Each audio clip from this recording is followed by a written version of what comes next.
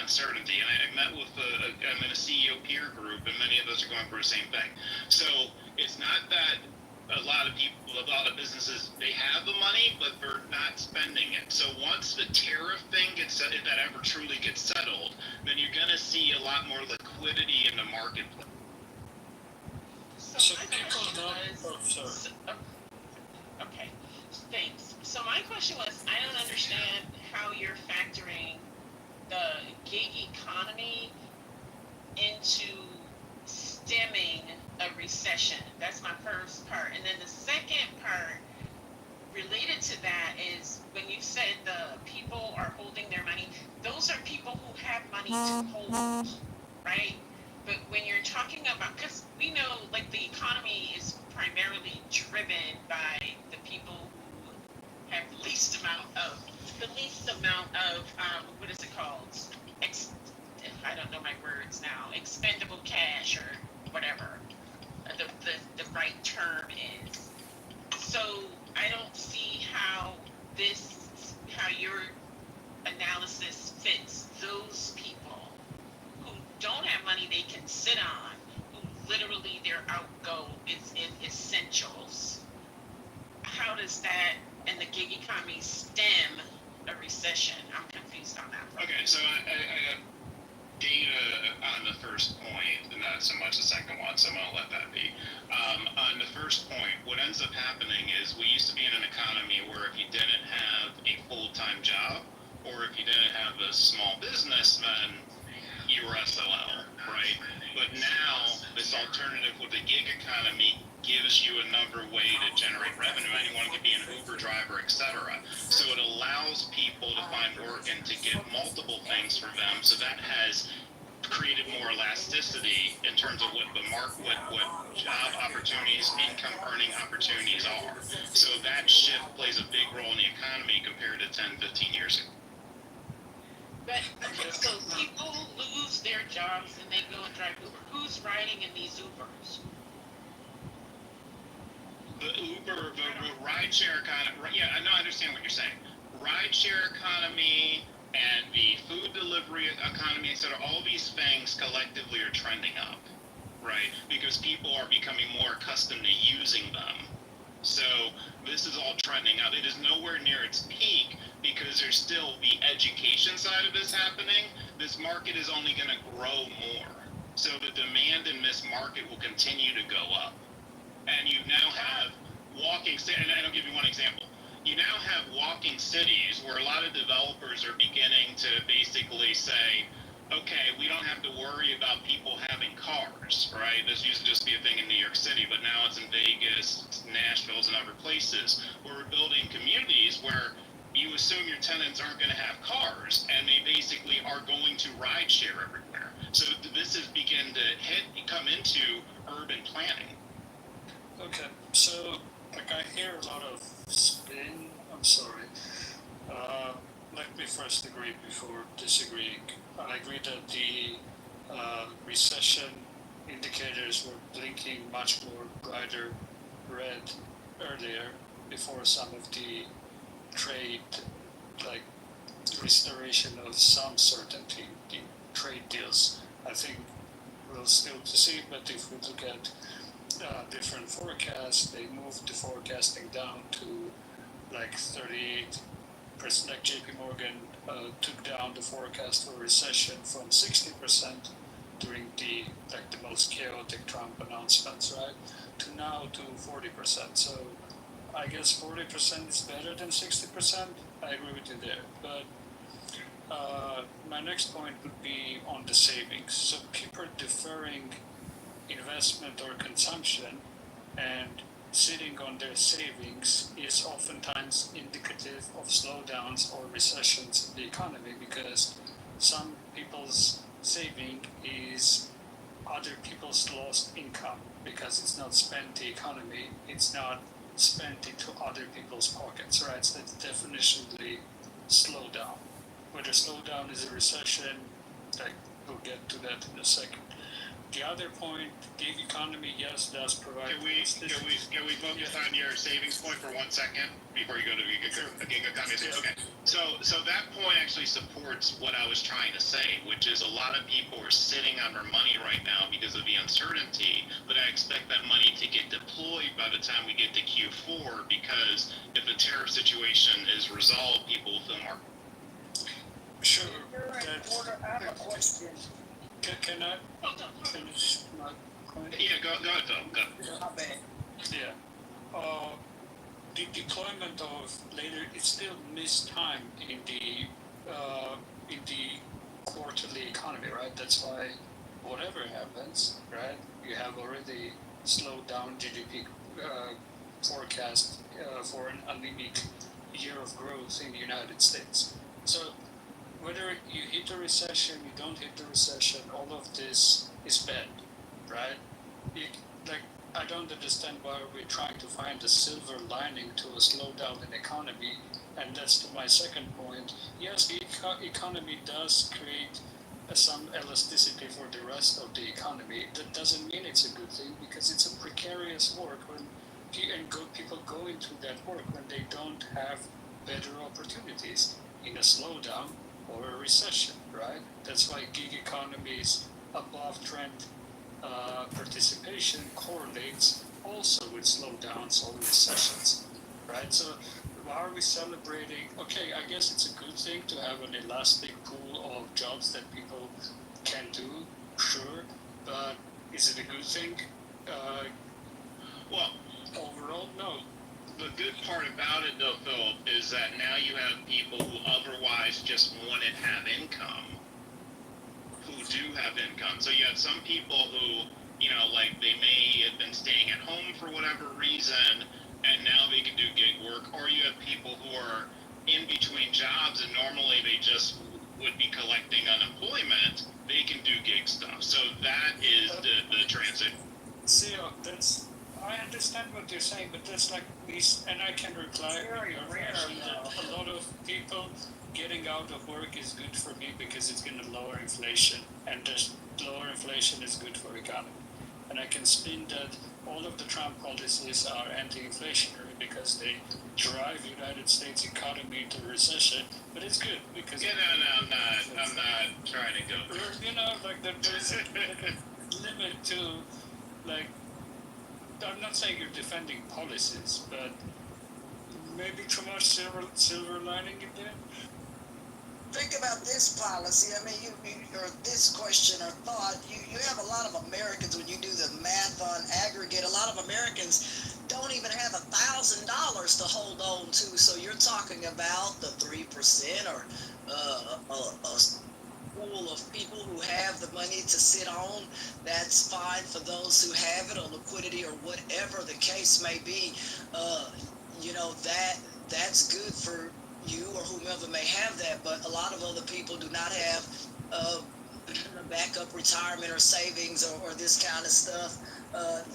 Those are the people that sometimes, most of the time, they're not going to concern themselves with Wall Street when they are financially sinking to try and raise their head above water there.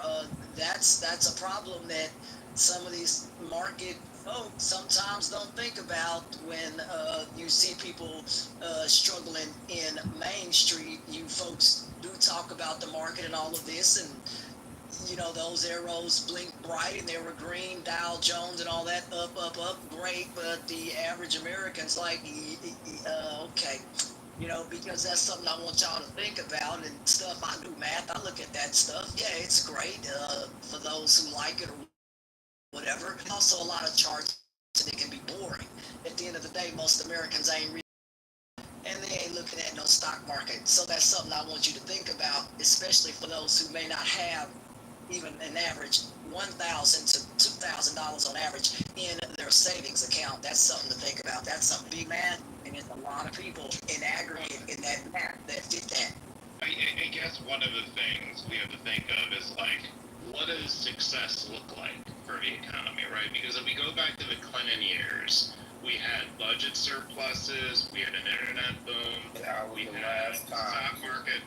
We had a stock market going up, we had low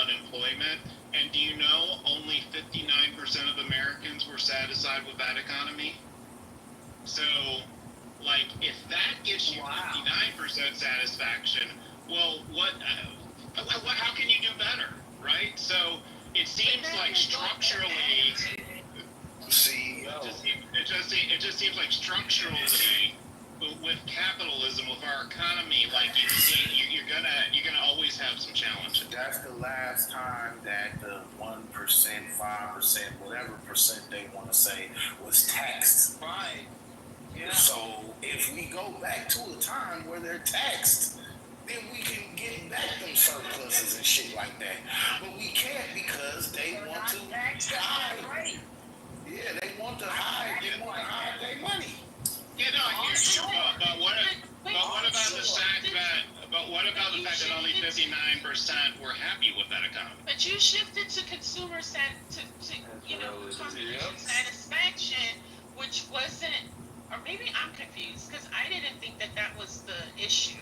That was not what Like we were that's a talking different about. measure. I thought we were talking about. I'm sorry. I was agreeing. I can't. Go ahead, Dr. AG, I'm sorry. Yeah, that's okay.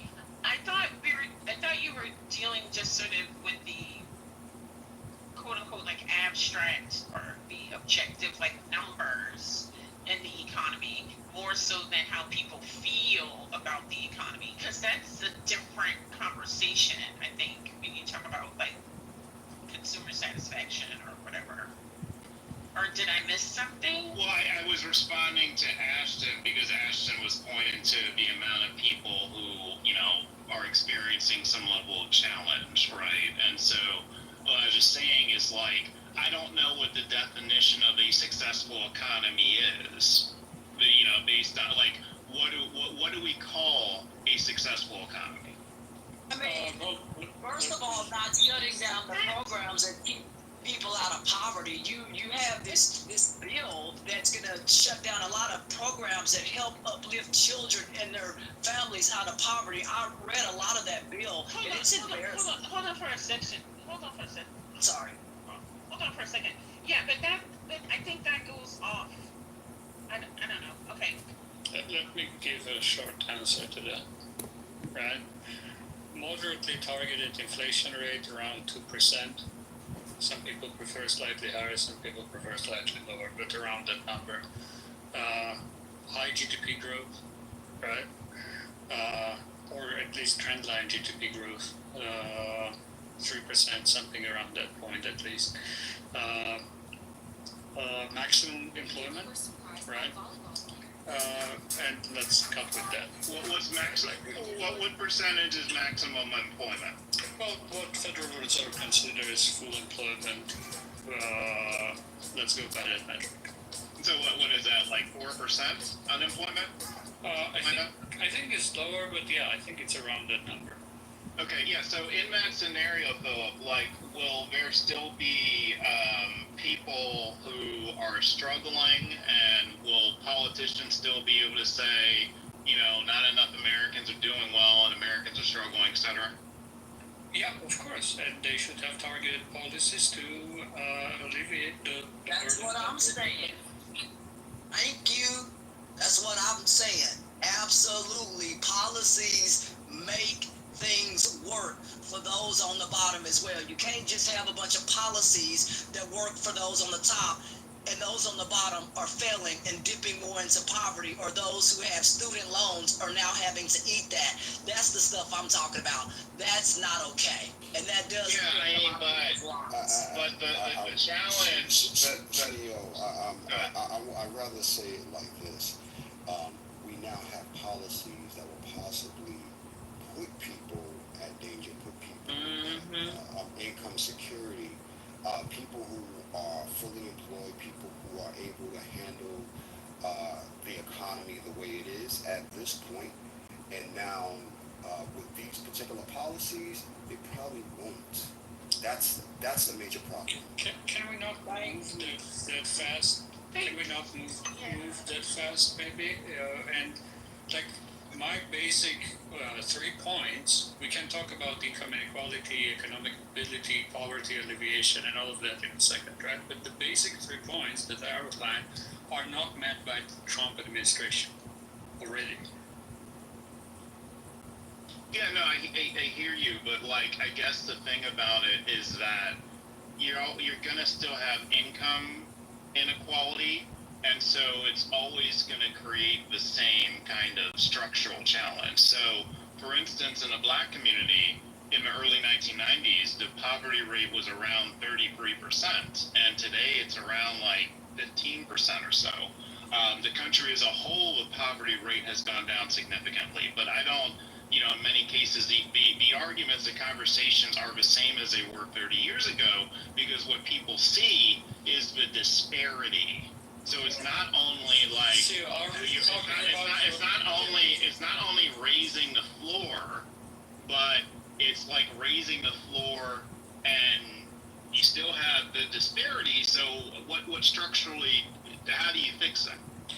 See, I'm not catching the conversation, right? Like, are we talking about how people feel or experience things, or are we talking like some numbers that we have a certain level of confidence in and It's consider a blend. It's a blend of the two things, because we're using data points, and part of those data points are tied to how people are saying or doing, how the economy is working for them. So it's both conversations simultaneously. Yeah, can we separate them? Because, I mean, But so for instance, if we were to separate them and go purely off an analytical perspective, then the second best period after the Clinton years was Trump 2017 to 2019, right? So well, but that good. I'm so confused because I didn't know that the conversation was comparative. I thought there was a conversation about whether or not we are facing the potential of a recession, and what are the market or what are the economic indicators that best allow us to answer that conversation, right? And so I went down an Ashton rabbit hole. I can go out of it. I can come out of it. Okay, I'll come out of it. Don't Okay. blame me. I'm not saying y'all. It was your rabbit hole, Ashton. It was. Look, it's a thought. I mean, it was a thought, but yes, you can separate it and talk about it later. I do understand that. I just brought that up because not everybody has money to sit on. That's what I was saying, because they were talking about people holding their money, and I thought there are some people out there that may not have money to hold. That's all I I was just saying. want to let y'all know CEO loves the rabbit hole. CEOs in here? All right. You talking to me? What's up? Hi, you're in here. Hi, that's what I said. Oh, got it. CEO. Not Mel throwing me under the bus 2 weeks ago. I don't know, you was loving that rabbit hole yesterday. CEO, what I had said was about the taxes and shit. Hold on. Somebody called my name. Who was it? It was me, Dr. A.G. April. I was wondering what is going on. I needed to hear you say that. I'm like, what's going on? Like, can you hear it? Like I'm like, what is happening? Well, Dr. AG, I hope you appreciate that I self-declared a rabbit hole. Yes, thank you. See, I mean, that sounds like a clear and present thing that could happen, and it's being like glossed over by, you know what I'm saying, by everybody. It's like, this is, What is it? I just was talking about the taxes that could be imposed on the 1%. Or 5% or 10% or whatever it is. No, the elites, the people that had the oligarchs in this country. Right, but when is that going to happen? The people that don't pay taxes, but they make us pay taxes. Right, The everyday person. Right. Right, but hold on. But that's not an option that we're facing. Or did I miss something that happened in the news recently?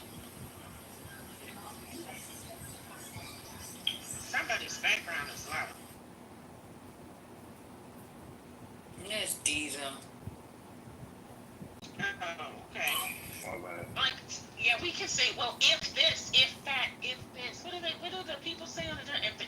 If was a fifth. no, Doc, I just was using that as a solution. I wasn't, you know what I'm saying? I was saying that could be a solution. That's what was happening when we did have the surplus that he was just talking about. When we had the money.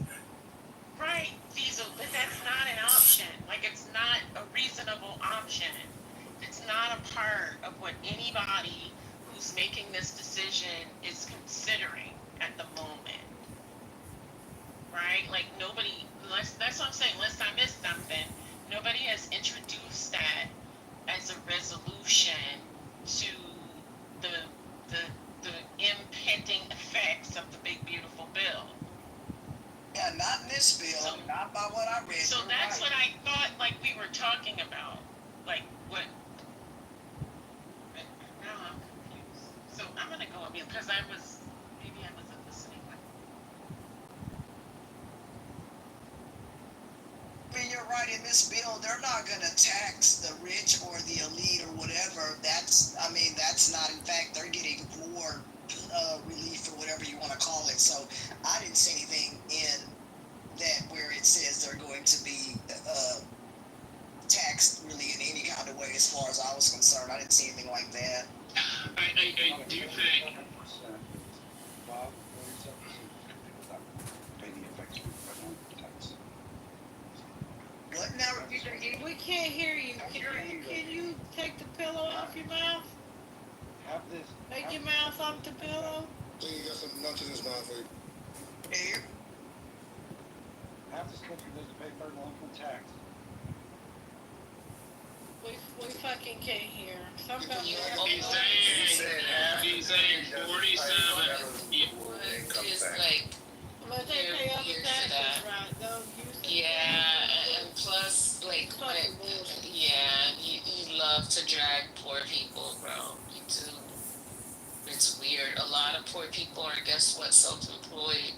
Self-employed people they have to pay their own self-employment taxes. They have to pay taxes. Like, what are we talking about? Those maids that you see that work for themselves, they pay taxes even though they don't get paid that much, right? So what are we talking about, right? Domestic workers. I have clients that are laundry ladies, right? So they're self-employed. They pay taxes even though they're very, they don't make that much. So I know you love saying this. You love repeating the same shit over and over. Like, you magically think it's gonna come true, but it's not. It's facts. It's not facts. It's not. It's not. It's Well, not. no, he made there's a very. The shit pretty limit. I might open the window so I can jump out. And I'm in the fucking trenches every day, helping low income tax payers. So no, you're not gonna fucking keep repeating the same bullshit. Well, get ready to catch me because I'm about to jump. I got you, girl. Just push the magazines out. Oh my God.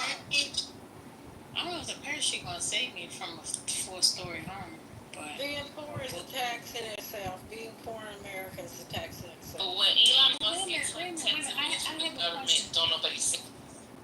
okay. I have a question for Matt real quick. I just want to know if he's going to be honest. Have you seen the latest news regarding Iran and what they found? Like they got satellites saying people moving around and the trucks and they got cranes and stuff. Have you heard the latest news on that? Yeah. That it wasn't completely obliterated? That it was, their nuclear capacity was zero. Oh, you got the information that there's some movement, but you got some additional information saying that their nuclear is at zero. Close to zero. Yeah. And amazing. No doubt. Okay, all right, Chris. I heard Iran's got a thing on Trump and Netanyahu. I don't know, 4th of July is coming up, but I mean, at this point, just tell them that yes, Iran has 0% nuclear capacity, so they don't accidentally resume the war. It's zero capacity now. It's zero. Well, why are they saying that it's not? Why are they saying that that they moved their stuff before that happened, and I mean, we all hearing conflicting things because I for sure can pull up an article right now that says that they moved they stockpile before they even got bombed. Yeah, I mean, everyone's gonna say the thing that makes them look the best. So we're going to continue to hear conflicting narratives, and you just have to assume that the truth is somewhere triangulated between the three different stories. I read that Donald Trump wants the DOJ to go after CNN for reporting offset. Yeah, that's the thing. I guess the worrying stuff is that the intelligence community is debating the stuff for leaks, and this is not a good look for the intelligence community. I guess military is not as implicated as the intelligence community, but the leaks are. I mean, I don't think we should prosecute people, but the fact that there seems to be widespread disagreement on the results of the strike with the U.S. government. Trump told you in Helsinki that he didn't believe his intelligence people, and he meant that first time around. But they said they were going to wait on the Israeli investigation, and I was listening to the Israeli investigation, and it doesn't say what Matt is reporting, so I'm just, I'm confused. I don't know what to believe these days. Hey, Deborah. Don't believe Matt. yeah, man. Hey, No, have you guys Friday. seen? Hey, have you guys seen TNN? Has that news reporter been around? What's TNN? Trent. Oh yeah, he was in PhD room earlier. Oh, I haven't seen him. I thought TNN was taking a vacation. Since I yelled at him, he ain't been back. Oh, okay. Yeah, he's probably broadcasting on the other side. He scared of Deborah. Deborah done dragged him to food. I mean, if he needs an apology, just send him my way. Yeah, I will apologize if he's scared, but I don't think that's it. I'm harmless. No, I think he was really pissed from me yelling at him because he left and never came back. That night. All right, anyway, you asked about Trent, now what? He'll be back on that Johnny Walker thing. For you, First Lady, he can come back. Oh, whatever. It grinds my gears.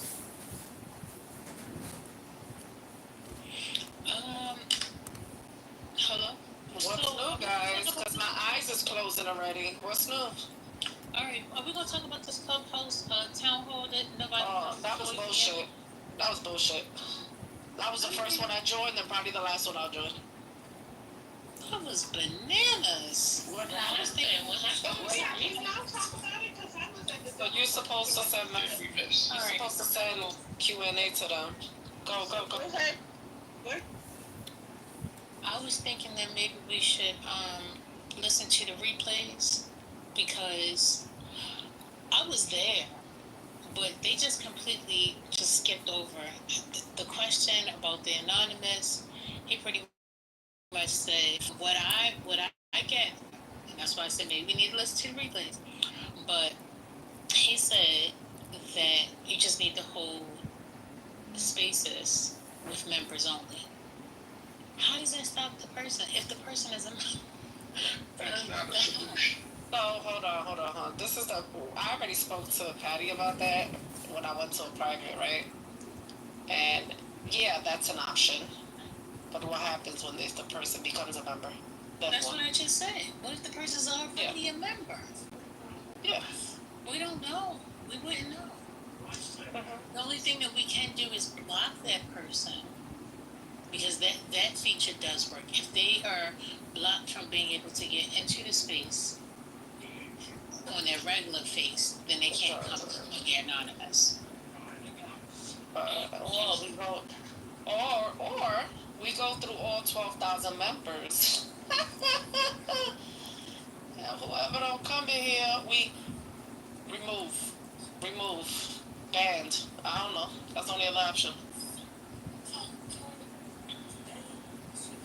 Whatever page, whatever account looks weird, whatever doesn't have a lot of members.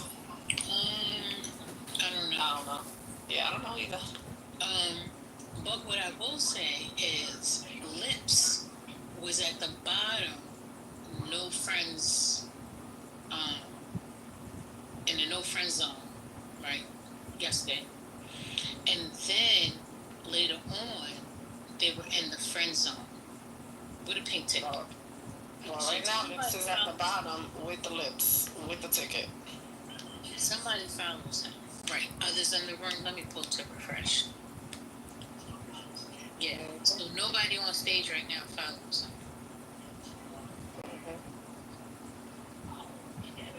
Yep. Nobody on stage follows suit. Whoever Lips is. The anonymous motherfucker downstairs. Yeah, I got him blocked on 5 of his accounts.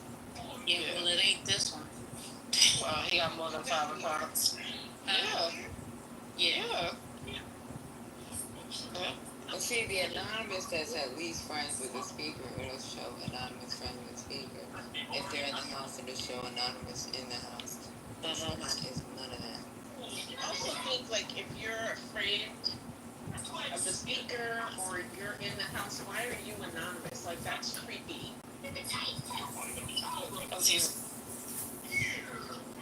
he's a MAGA creep. That's creepy. He's a maggot because he got multiple accounts, so there's maggots everywhere. Those are the worst kind, though. He's weird as hell. But you know what? Some of his YouTubes, he shows his face.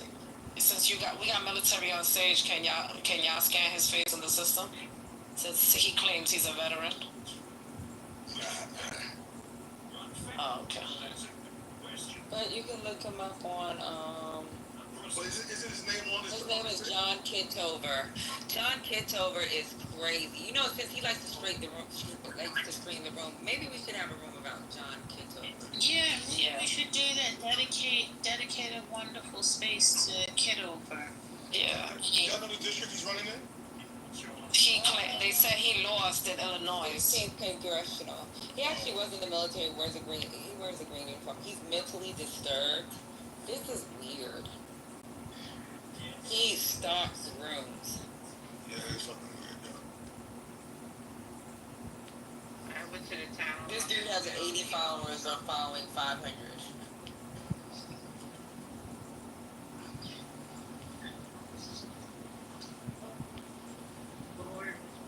He's weird. And he be streaming all day. Multiple rooms. All day. If you have been abused by Kitover, come into the space and John Kitover is weird. we first started a Me Too campaign for John That shit Kitover. sound like mesothelioma. Hello? And Some people on stage or that were on stage are friends accidentally, I guess, with him. I was searching to block him, and there are lots of mutuals, like 30 people. see.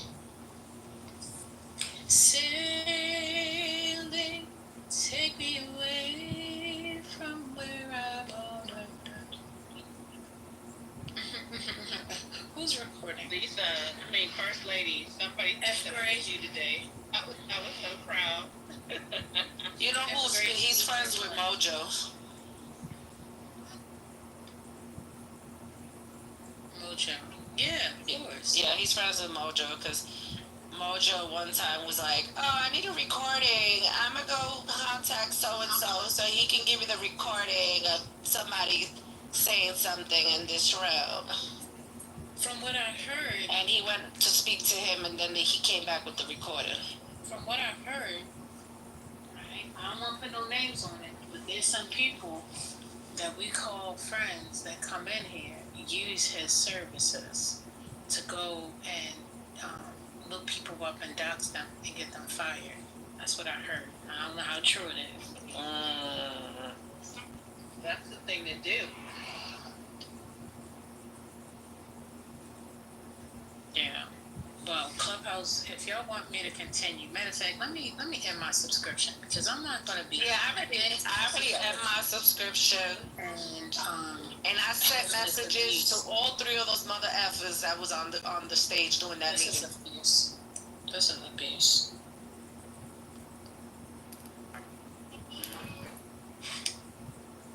Shut I up, remember Esther. when I first brought this up. People shouldn't be able to make money off of other people's content. When I first Other brought people's this up, voices. people were like, well, everybody's recording anyway. You know? Yeah, well, see that. Well, I was thinking like how the other people record. They usually just record the voice. But this jackass Correct. is recording the whole screen. Like, Yep. That's a little different. That's no. Yeah. That's fucked up. You don't have my permission to do that. Like, what's And I don't like recording at all. But this is a whole different animal. Yeah, that's not nice. I don't like it. I feel violated. If I want to be recorded, I'll be on social fucking media. You know how many people tell me, oh, do social media, click on this, do this. No, I don't want to be out there. Wait a minute now, you sounded like Point. Maybe you're a Point. Say this. And it's like, yo, if I don't want to do it, then just come on. The fuck? But yeah. Hey, man, I agree with that. In that account on YouTube. I agree with that, but I also think that if Hear me talking? He can't. Oh my God. damn, P, I think I started talking before you. But go ahead. Go ahead. I Yo. tried this food. No, Patty was talking way before he started. What's his name? What's that guy's name that was just speaking? Diesel. Diesel, your phone is really loud. But go, Patty. This John Kitover account that's on YouTube, I do not approve of him recording me nor streaming my voice. It's just not cool. It's not cool at all. I do not give you the authority, authorization, none of it. Zero zilch. To record me, by no means necessary. And in my state, you have to let me know that you were recording, and I have to consent to that, and I don't. You are violating me, sir. And I feel abused and taken advantage of. Aw. And I won't deal with this. And I'm going to get to the bottom of it. File a lawsuit. You're gonna have to hire a lawyer, because this is crazy. Not a lawyer. This is Me Too on a different level. But, I don't know. This is crazy. I can't believe they didn't address it in the meeting because I know they got. They addressed it. I just told you what they said. Oh, they said that you could block them or you could open a private room. Yeah, that's what But they said. that's all they said. What did they say first? Let me get the recording please so you can hear it. Yeah, they just addressed Anonymous. They didn't address the recording, the third-party recording. That was not addressed. Right, because I know we're not the only ones that complained about it. If he was in Ion's room, I know Ion blasted him. That's why they turned the chat off. They claimed it was technical difficulties with the chat. That was bullshit. It was a lot of messages speaking on that. Yep. And people was in the chat. And I sent that mother flower the live YouTube that was going on right now. And I sent him another YouTube of showing all his devices on his fucking table and all the bullshit he has on his fucking house. So, fucking, they ain't getting no more $5 from me. I'm done. I'm on strike. I'm protesting. I'm protesting. No, and Cynthia saw the video you sent with all the phones, and they were adding up the dollars. That's the problem. Ridiculous. And then this motherfucker is streaming that shit on Instagram too. Yeah, he could be monetizing this fraud. Oh, he is streaming it on YouTube. Yeah. I mean Instagram. I'm sorry. This has been going on, well, for 3 years with this guy. 3 years. This is weird. You know, and we know his address. We know everything. But we aren't able to get him shut down yet. Yeah. I'm telling you, I gotta call the Chicago PD. I knew me somebody on that side.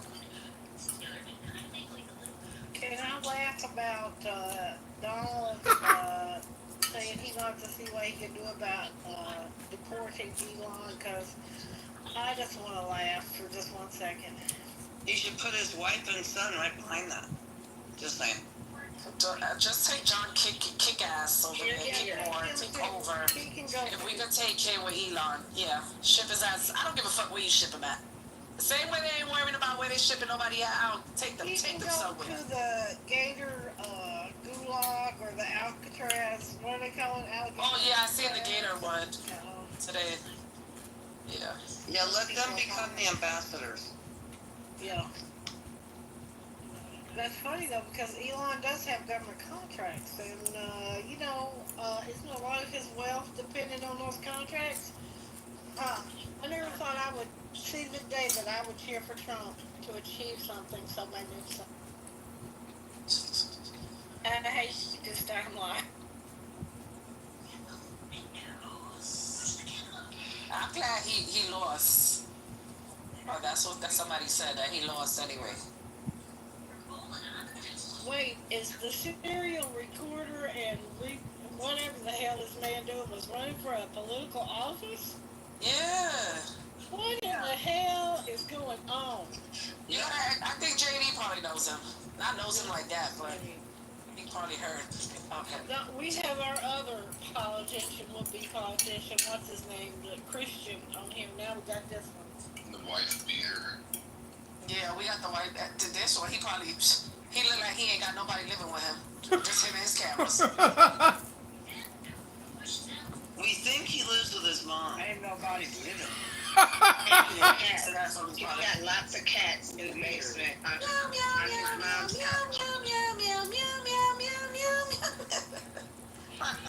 Child. I'm so over this mother freaker. That he want a cat. He's holding on to the book of law. Look at this. Go get some pussy, for real. For real. That's what you need to go do. Get off the clubhouse. So, you know what? I'm reading this. Oh, he got an Israel flag in the back, too. Clubhouse prohibits recordings of sharing room audio without explicit consent from all speakers. Violators risk having their accounts suspended or banned. U.S. recording laws. 38 states and D.C. Only one party's consent is needed if you're speaking and recording yourself. Where's he at? Okay. In 12 states, he's actually in Illinois. All party consent is required to legally record conversation.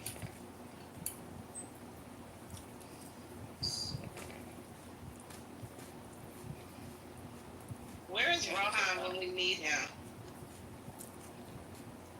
Any other time he just pop in.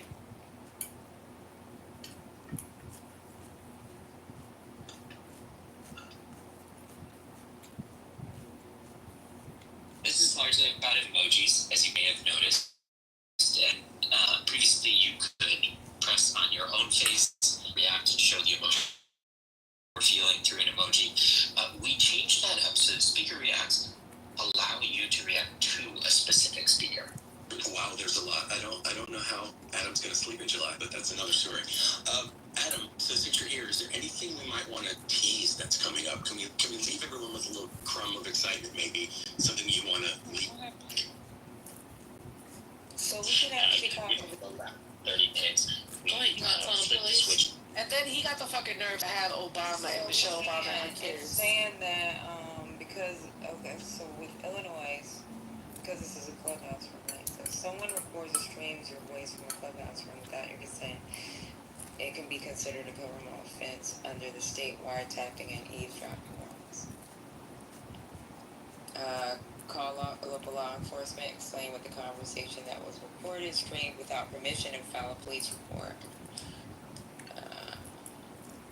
They may refer your case to the appropriate cyber and privacy crimes unit.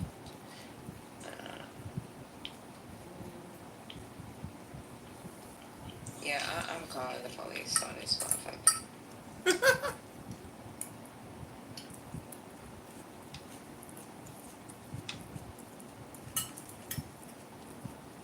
Go ahead. I'm sorry, lady. No worries.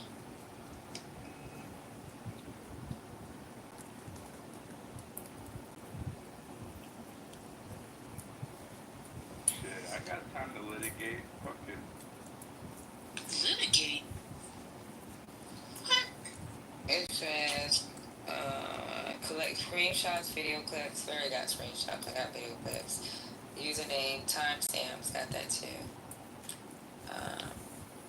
It says, report the platforms to both Clubhouse and YouTube. File the abuse reports for privacy violation and harassment. Then let local law enforcement let them know if this breaks state wire eavesdropping laws, which it does in Illinois, and ask to speak to an officer who handles cyber crimes and digital harassment. And he's been harassing us, as well as other. We have told you to leave, and you don't get it. Look at the Telegram. I put a bunch of photos there.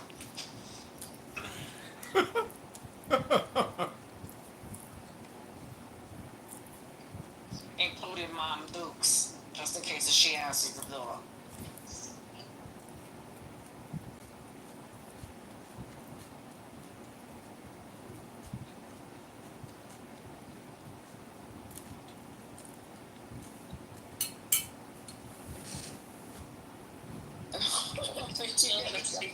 Mom. Yep, that's his mother. Just in case she answers. Tell him I think he's a mama's boy. I think he lives with the mom. And he got his uniform there. You don't see him? I've been told he lives with his mom. Yeah. That's why that's important. Just in case she's like, oh, my boy moved a long time ago. My boy. Nope. Like, he lives in there with her. My boy would never do this. Just be on his phone. Not my Johnny. My Johnny. So long. Hi, John. You can say public app. I'm looking at the how we're supposed to report him. In Illinois, regardless of whether this is because Clubhouse bans unauthorized recording or broadcast, it breaks their terms of service. It says, legally streaming someone else's voice without permission violates the state's wiretapping privacy laws if people said they didn't consent. That's why it's like we've said we do not consent to him streaming nor recording us at all. I don't want to be recorded. No, not without my permission. No.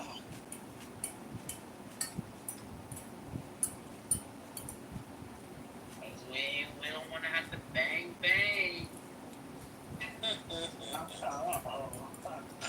And the thing is, it's like, okay, you got 12,000 other places to go. Go be there. Why are you here?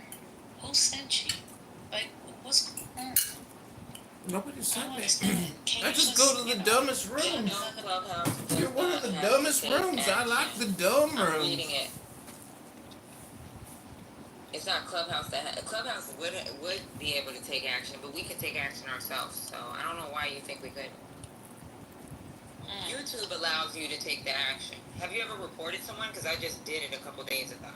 Who you talking to? Somebody in the chat? Salon. Yeah. Salon, I don't have to show you shit. Read the same way I read. And we made a fucking report. And if you read YouTube's guidelines, when you make the fucking report, they ask you what timestamp it is. What do you mean why she upset? Because we tired of fucking reporting and telling this motherfucker to get the fuck out of here, bro. You know, that's why your ass is in the goo right now. That's why you in the goo right now, because your ass don't want to be recorded. Because you said that the other day. The fuck?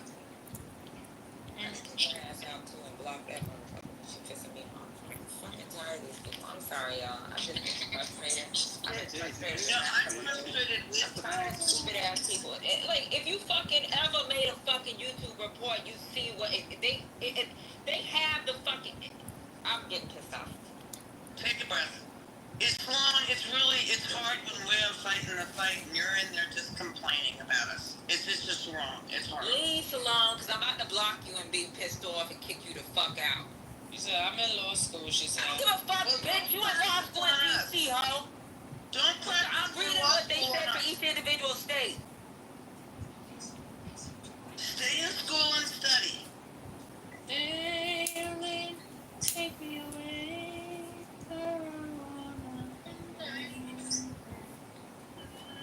We tired of this shit, man. I think I'm getting frustrated, and every day is just more. I agree. Either come on up and engage in discourse or don't. But don't go off on us in the chat. That's just wrong. She can leave. And she can go study. That's what she needs to do. People do weaponize. And people do weaponize, you know, the recording. Like, this is not, you know, this regime, right? It's not the time to be carefree about these things.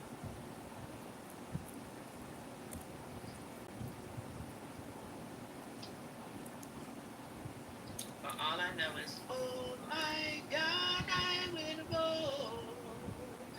I will vote for Donald Trump.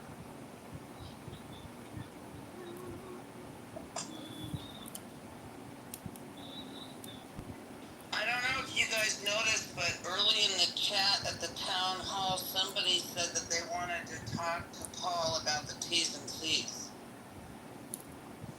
About the what? The terms of about the terms of service. And I don't know if they addressed it because I had to leave the room, but someone put that in there early in the chat. You didn't address it. I'm listening, and I'm about 17 minutes in.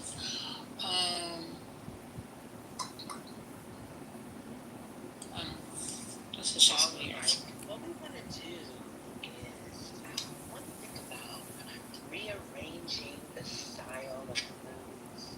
You know how when you go to a city, or you go out into your city, and you enter a facility, You're killing me. somebody rushes to, this is how he is, rushes to greet you. It's like, hey man, so great to see you. Hey, there's somebody here that I want to introduce you to. That's the kind of feel that I want for Clubhouse. Yo. Wouldn't that be cool? Is there a vomit Fucking emoji? me up right now, yo. Hey. Look at my screen, like, what the fuck is going on? That was crazy. I did too, Haitian. I had to look at people we were For real, just back to the phone. like, what the fuck is going on? He's Paul, the co-founder. The co-founder. Oh, that was He's oh my God. goofy. He has always been that goofy. Like, we you know, people would like stage and protest. It's just theatrics. Town hall. You know, I like his theatrics. He'd be like, hey everybody, so great to see you. So what we're thinking about is, we want Clubhouse to be friendly, you know? I mean, people are interacting, but we want to make it easier, smoother, more fun. And people be like, I don't feel safe. That's what the fuck I want to talk about. Yeah, that sounds like an orgy. They ever Address any of the people that have gotten hurt on this app in the town hall? Yeah. Ever once? Okay. Absolutely. I mean, I don't know. trying to kill on this app. No, I know, That's what happened right there. One second. Patty, I was thinking maybe we should do like a poll, since they like polls, and what should it be? 1, get rid of anonymous. 2, allow only for 5 minutes and then they're out. Or allow the head of top left to have the ability to remove anonymous. What you think? Yeah, but then Clubhouse will make money. What you mean? There he You pay is. for those accounts, I thought. Scott, they're going crazy. For an hour, they've been talking about me. Yeah, I mean, you pay to be anonymous. We just want people to feel like they can be. I'm gonna take this. I swear, I'm gonna take this barbell and I'm gonna hit you right upside your head. Scott, you want to join the live stream? I'm gonna take this barbell and I'm gonna crack you on. You hear me? Clubhouse should pay. They should allow. Clubhouse should allow Top Left to be able to pay to know who's in your room, no matter what. Okay. That's Yeah, that could be a room feature. Yep. Patty, do you need his phone number so that you could give it to the police officer? Because he has multiple counts. Yeah, I need you first name you heard of. For real. I'm gonna play with the blocks again. It's precious. Come on, sis, let's play the blocks. Tell her it's 9 o'clock. She needs On to the go to bed. profile, he has his phone number. Let's get his. 9 o'clock where they are. Mind your business. It's 8:24. It's 8:24, motherfucker. It's the summertime, and you need to worry about your own kids. Thank you. Oh, you need to worry about your baby because you ain't got no big kids, okay? It's even, and I don't know what to do. I'm tired. Oh, I don't know what to tell you, brother. I'm over those stages. My little one is 5 years old. My oldest is 24. Been there, so they have fun. Please, that's a Wait a big minute, are gap. you breastfeeding? Is your wife breastfeeding? No breastfeeding, just bottle. Oh, put some fluoride in the water. Fluoride? That's what I said. Fluoride? What? You can buy fluoride water. Mm-hmm. They sell it at any grocery store. Just call them up. That's fluoride, not fluorider. Ain't nobody said fluoride. I just said that we'll mess with you, First Lady. I ain't say nothing. I ain't I complaining. didn't say that. I said that. Patty said it. Oh, I'm sorry. I wasn't even looking at my screen.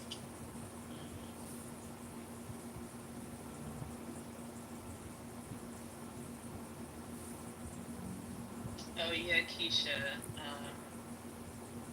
You said YouTube had the staff to take this stuff seriously. Clubhouse doesn't invest in trust and safety, and that's true. Even when they started, they didn't. Oh God, I had to stop laughing at like diabolical things. But Clubhouse didn't even have a trust and safety committee when they first started. People had to complain, and then they started the trust and safety committee. And I mean. But you know, I just want everybody to feel Half of them was crooked. I know. They were sending people in the back channels like, hey, this girl reported you. Like, come on. Why? We ain't not that cool for you to be telling your job business. Just giving you a heads up. Like, what is going on? That shit was weird. That's how Gabe became like, he got real close to, trust and safety, and he was like, I'll be reporting you. I hear your anti-Semitism, and you just so you know, you're reported. And I'm gonna, he was organizing people. Now I did organize a block party. Johnny's knows he was a part of it. Sonny, but it wasn't with trust and safety. We just said like, we would be like basically the swarm of bees reporting people. Because they was real violent on this app. Like, I'm like, y'all, I mean, I don't understand why you think you can just do anything. Yeah, but you like, some of the most egregious people was cool with the damn sex. That's true too. Some of the people that was the biggest violators of safety on here was freaking reporting people for no reason, talking about, oh, you about to piss me off, I'm just gonna talk to my friend, and they would disappear off the app within 30 seconds. It's true. It's true.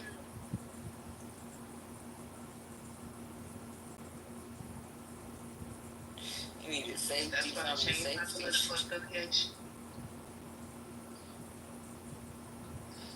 That's why I changed my political affiliation. went down to Florida. Oh yes, I told you that he has a. Oh Lord, we voting for. I was telling you that. No, I was telling you that he's such a creep that he has a photo of Obama, Michelle, and their kids. He's a creep. He's a creep. And more like, and that's he's important, but also just the stuff, just the fact that our stuff is out there. Like this is, AI. You can pick up people's voices and like we ain't got time for that. Like we're already in a repressive regime. And I'm sure he's not the only person, doing stuff like that. No, I'm the only one doing this. No one is doing this, I can assure you.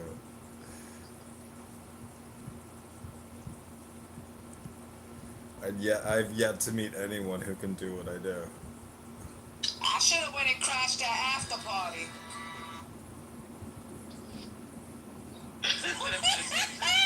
But then this is talking about hold on. I'll sing y'all a song, but y'all need to listen to me first. And Jennifer, can you ping your buddies that was on stage?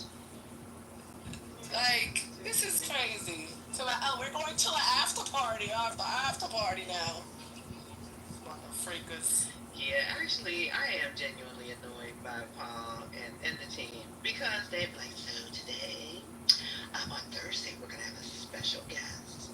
You guys were so excited because Snoop Dogg is going to be joining us. Oh boy. Fantastic. Snoop Dogg joined him. He owns a percentage of fan base. What now? You're cute. Okay, although but no. This was years ago.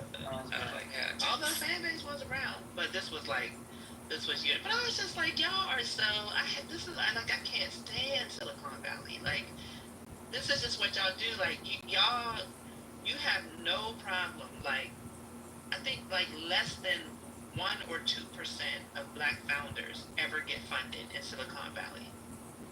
Then when you look at the staff, it's like less than 5%. But at every single tech conference, you won't find you a Black rapper. Like, they're full of shit. Wait, I ain't trying to be your soundtrack. You found a Black rapper at every tech conference. Oh, what's going on? I don't know. Like TechCrunch, like all of those like techie festivals and Don't do that, Dr. Guys. Keep that a secret, girl. It's true.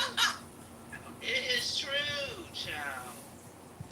It is true. That's why people be mad. They're like, oh, okay, so you want me to just come and just make you feel better, make you feel like you could be powerful, and have confidence. But I can't, build up my own app. That's part of the reason why we were a little skeptical. I mean, he kind of got mad, but he didn't need to get mad. But he got over it. But when MC Hammer started getting into tech, we were just like, okay, MC Hammer, like, are you just performing for these people, or are you a founder? Are you a tech? But he said he was a co-founder, so we were like, okay, that's fine. Long as I found Trent. She's to quit again.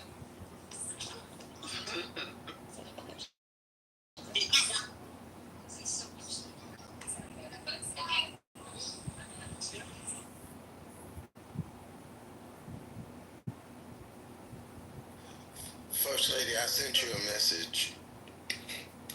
Check it. I just popped into a room and you were explaining to somebody, I won't go down that path, but you were in a room and there was apparently like some heated beef. But I sent you a message in the back channel. Just wanted to make sure you were alright. Who is that? GA. She just didn't answer. All right, GA. I mean, what's going on? You talking about me, First Lady? Yeah, I'm talking about you. I saw you. Sometimes you be getting me wrong, but I don't have no messages from you. So that's you sure you sent me something?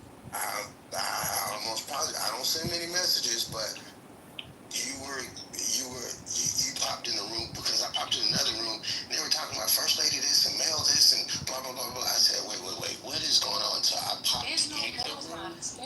on my mailbox. Okay, well maybe I said it. Maybe he's in the message request because there's people I don't know how. No, he's my friend. Yeah, we're friends. I clean my messages. Yeah, but I'm friends with some people too, and for some reason they're in my message request. I'll send it again, First Lady. I just wanted to make sure you're alright.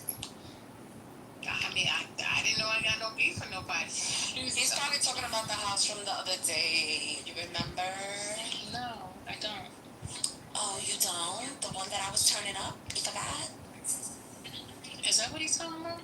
He may be talking about that much. I doubt it. Like, that was no beef. He was probably in the group. He was probably in the group squad.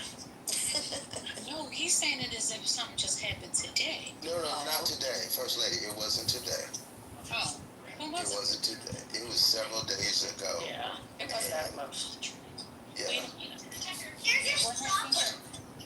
And I went to go find that room, and you came on stage with that gentleman, and it just felt like you were defending yourself. And I was like, I don't even know what she said, and he just had a lot to say about politically correct. I was just making sure you were okay because it felt like you were defending. No, I was defending politically correct, not myself. I wasn't even in here to defend myself because I wasn't here. I wasn't part of the conversation. And it was more about that person felt like they were disrespected because there was a conversation that was had about him when he wasn't even here. Somebody pinged him into the space.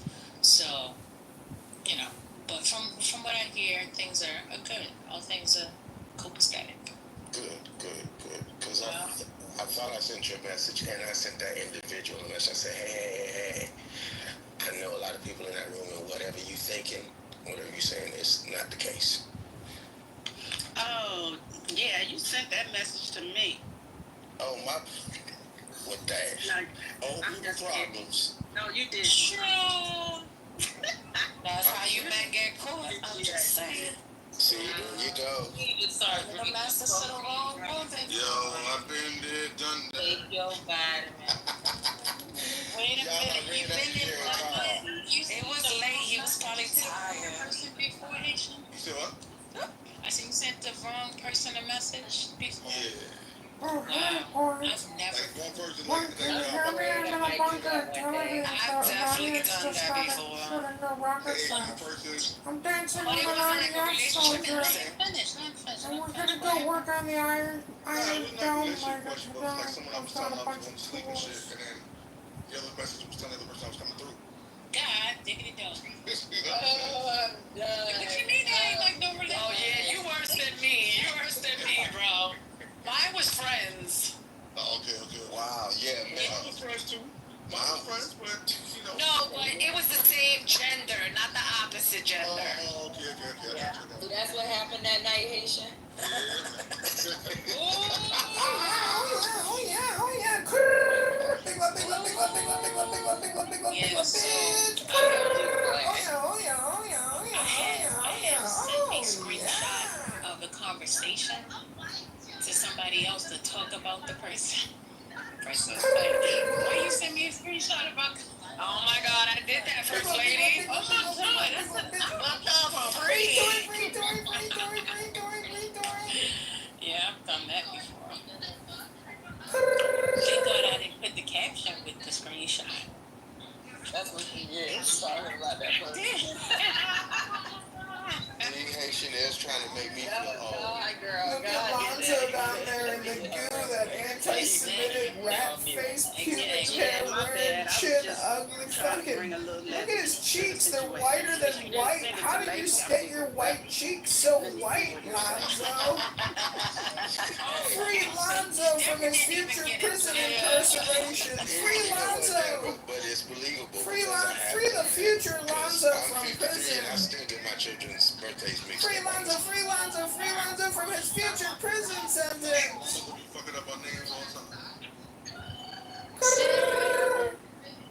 Alright, so y'all wanna do the test again? Oh yeah. What test? Oh, yeah. Well, we don't have all the people in here that need to take the test. Oh, Anthony was here last night. I said, yo, you need to take this test because he was like, I'm conservative, you know. I said, come back for the test. He was on. I'm back there for a second. That wasn't me. Are y'all talking about the test for political where you met? I didn't stop talking for you to talk. Stop talking.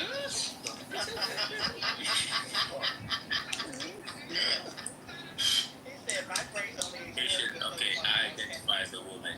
Are y'all talking about the test? Yes. I already answered your question. Why do you ask it again? I didn't hear you. You heard me. You heard me clearly.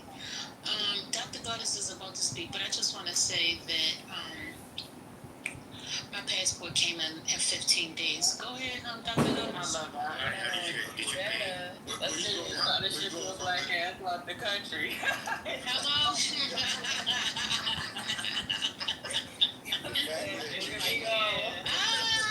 The fact that you smacked your lips before you said it. What? Literally, I went on the 16th, and that thing was here yesterday. How did you get a passport? So you paid the extra fee? She had to have. Yeah, but that even said that it was going to take at least 3 to 4, like, they said it was going to take 4 to 6 weeks with the expedited. It was done in less than 2 weeks. Yeah, you can get it if you got a ticket. You can get it right away. Like that happened to me one time where I had to get mine right away. Trump's like, we gotta get you out of this. But 16 days is cool too. No, that was super fast. Fast. So where you going first, lady? What country you trying to go to? Y'all won't believe where I want to go. Because y'all gonna miss it. Ghana. No. Liberia. El Salvador.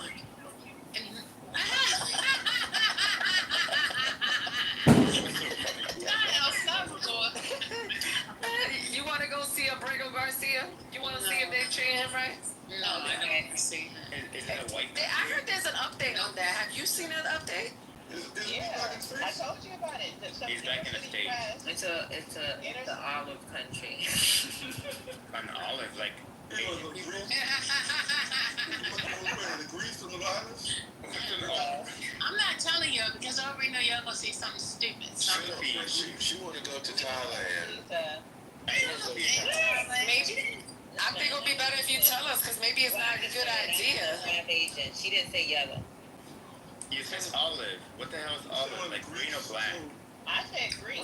First. It's not Greece, a little Greek. In your spirit. Yeah, a little Greek island. It's definitely not Greece, man. It's not Israel. What's the place known for? Only thing left. You're getting close. Money. Only thing left is Dubai. She going to Dubai? Yeah, she going to Dubai. That's the reason why I said I'm not telling y'all. Oh, someone's flying you out? You going in the summer? No. Listen to Patty. No, dummy.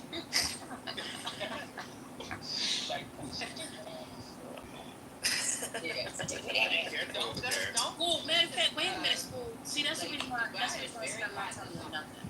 I ain't telling y'all nothing. But school, you owe me, wait a minute, school, you were supposed to, like, cash at me, like, $500 or something. I forgot. What?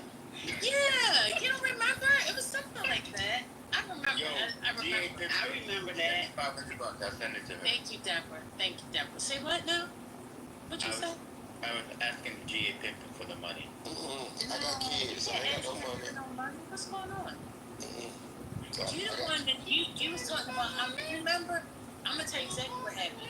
You made a lot of money off of. It wasn't the election, but it was something about the stocks. Oh no, that was crypto. Crypto. I lost it already. Oh, you dumb. You know why you lost it? Because God told you to give me a percentage off of it, and you didn't. That's why you lost it. Donald Trump did some funny shit. Mm-hmm. That's your vote for. I'm telling you, all you MAGA voters need to move into your own fucking part of the country. To their own dome. I'm already in West Virginia. Where else do you want me to? Yeah, that's pretty much MAGA country.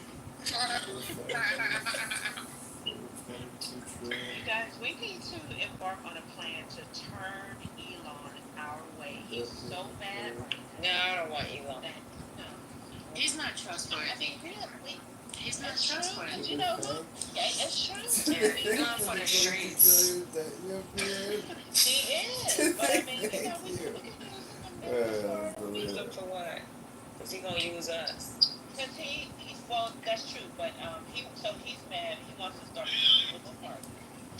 And What is someone? he's so mad. I feel like we could get him to admit what he did to rig the election.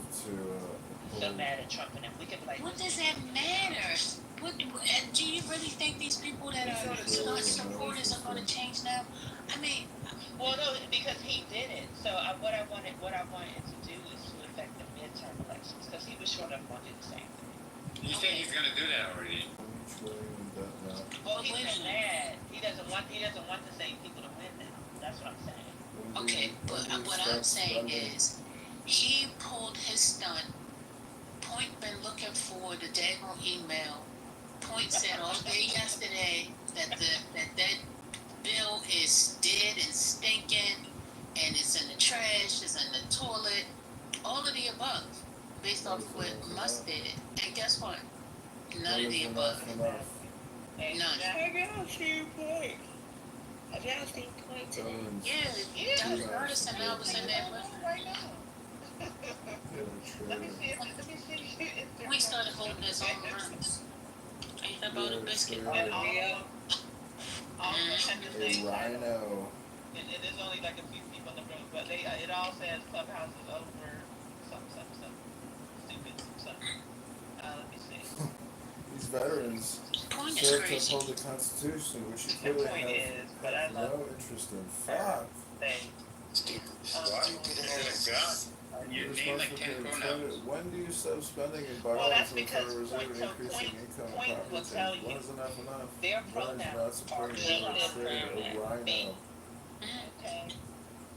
So, My I pronouns talk is about points. my pronouns is king me. Y'all want to hear something real quick? Y'all want to hear something real quick? Hold on. This is Rosalind. She crashed it out. Damn, why did it go? Daughter say. Hold on. I'm gonna go on mute. Hold on. I don't know what happened. The feed is not coming through. The what? The feed isn't coming through. She must have Look looked what it this up. been going on. And right now they're being quiet. But they have been supportive of this shit all this time. And because you're smart and you have a loud voice, they're being quiet. So everybody in the news supports Matt. I don't come here because these people are crazy bigots and they're not American in this room. And they want to see America fall. And they support America going down. They truly do. It's vicious, Tracy. And Grant does. And all the other fucking MAGAs here do. And they want America to fall. And they're only being quiet because you're smart. And thank you for coming here. Let me just tell you this much. I hear you. I see what you're saying, and I feel the exact same amount of passion. You guys, if you haven't heard earlier, I'm from Philadelphia. I am a strict originalist, constitutionalist. I take the American experience. All right, that's it. I just wanted you to hear her crashing out. He's a strict originalist. What?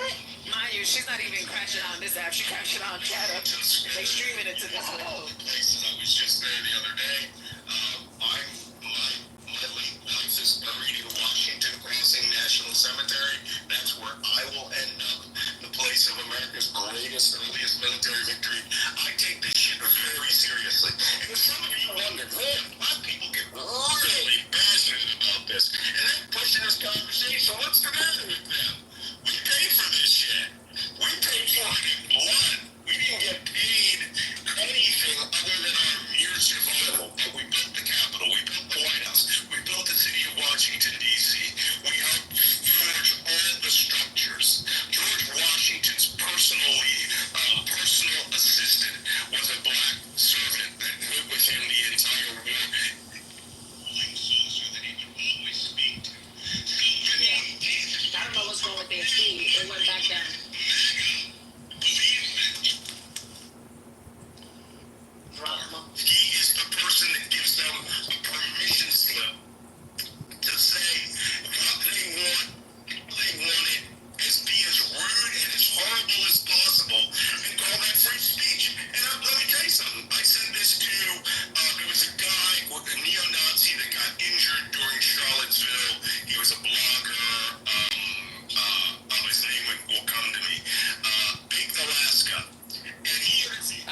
Adam listening to this fool?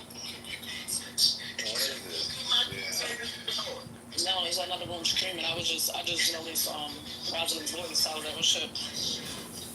Yeah, Grant can't be in there tonight because she wouldn't have been able to crash out without him or Cindy. Yeah, she even mentioned Grant's name. You didn't hear that? Yeah, he obviously can't be in there, and Cindy can't be in there either because they wouldn't have even they wouldn't let anybody talk that long, and they not jump in and call them all kind of names. Cindy's don't exaggerate Cindy. It's actually Cindy get on my damn nerves too, but she would let her keep going. Now Grant, on the other hand, Grant Cardone. Daddy, Grant wouldn't have let her. Yeah, he wouldn't have been arguing back. But lately, I think they've been pulling this reins back on him. Because have you noticed, like, he'll drop him? Yeah, I did notice that. He'll drop him or kick him out the room when he does too much. And then he'll be like, oh, like, he gets upset about it. Grant gets upset about that. But I think Jonathan's kind of getting frustrated with the MAGA. Because he's been, like, dropping their ass and kicking them out the room. You should run the secret police, right? I'm gonna come on camera so you can see me. If any of you believe we should run a secret police, I think that that's a good thing. That we should run a KGB style secret organization where you don't know their face, you don't know their badge number, and that they can secretly run up on you and throw you into a van, turn your American card in, you're a communist. Right? Oh, you liberals are communist way of doing it. No, you are straight up authoritarian who believes that secret police will work for you against your enemies. It's something that's a good thing. Because guess what?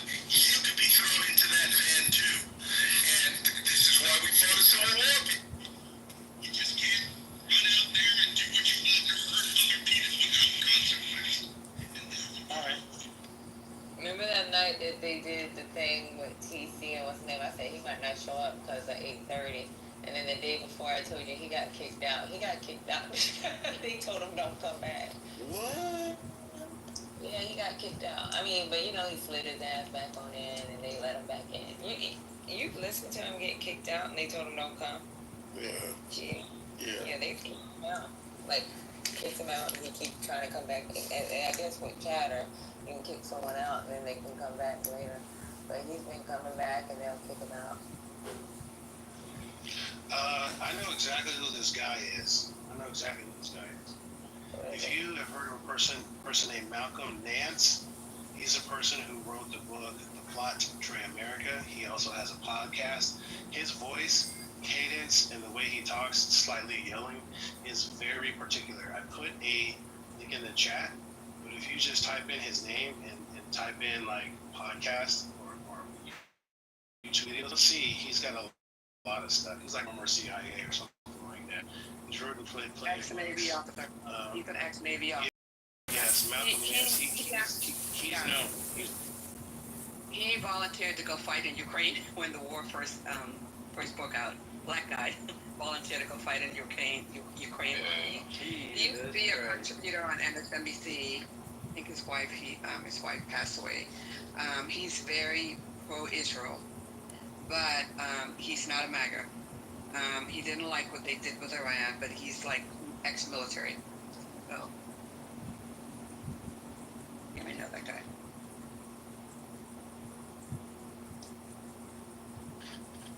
Yeah, I'm not gonna lie. He has some very compelling arguments, and he's no nonsense, practical guy. However, he is like he's probably the most I would consider. This is my personal opinion. The most sourced and referenced and like I'd almost say rational conspiracy theorist, but he's definitely highly educated, and I would peruse. It sounds crazy, but like when you hear him talk in the little chats and you hear all this stuff, I would really love for you, Patty, to hear because your vernacular definitely you would hear it and you would understand it better than anybody else.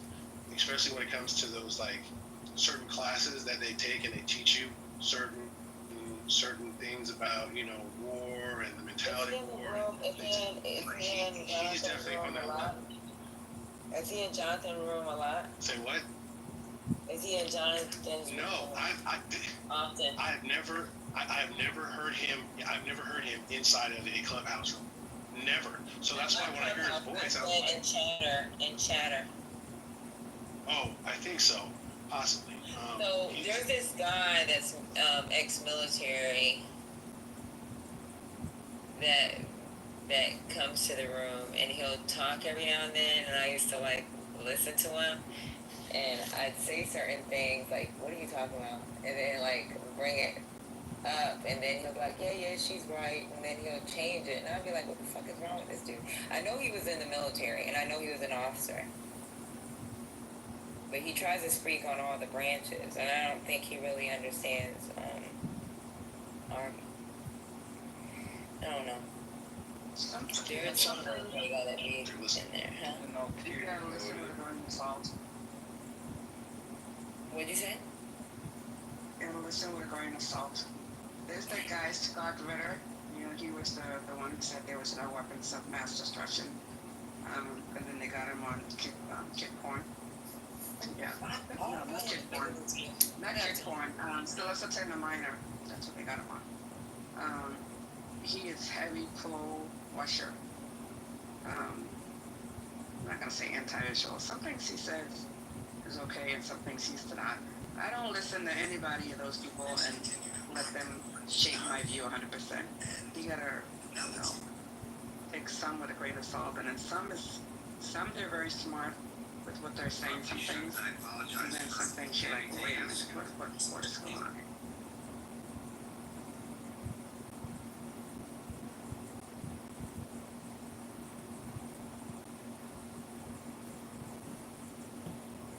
Trump is now threatening to deport Elon, maybe, or sick Dodge on him, Doge or whatever.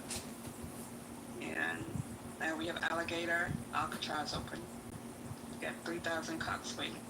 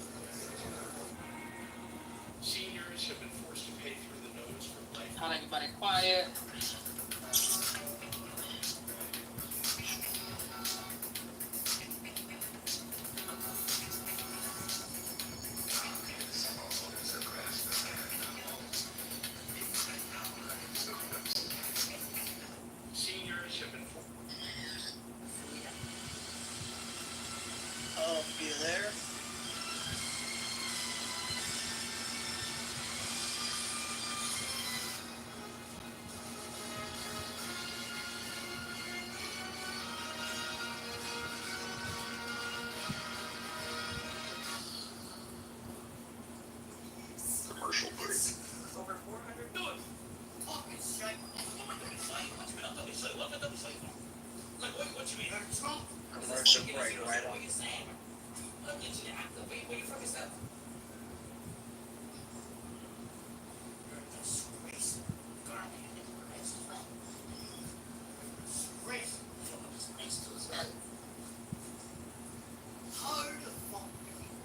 Yeah, whoever that lady was in that other room speaking, that was something, man. That was wow.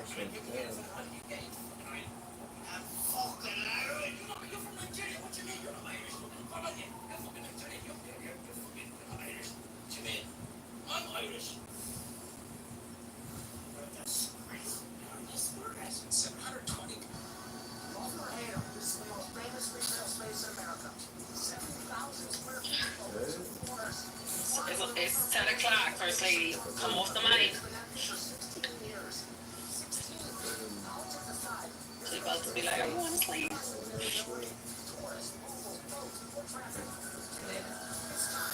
You guys clocked in at 3:30. You guys shouldn't be sleeping already.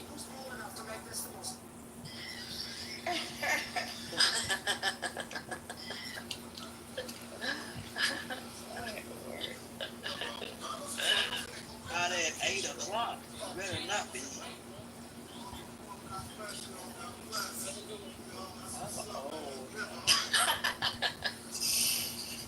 I be saying that all the time. You find yourself, you keep yawning, your eyes are shutting on it, so like, what the hell's going on? Yeah, girl.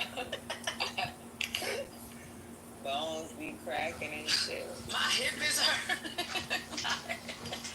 I told my husband that today. I said, I don't know, but I got this pain right here in my hip. And I told my mom the other day, I said, I think I'm having menopause. I be having heat flashes. She was like, I hope not. Like, if you're going through menopause, you need to go to the hospital.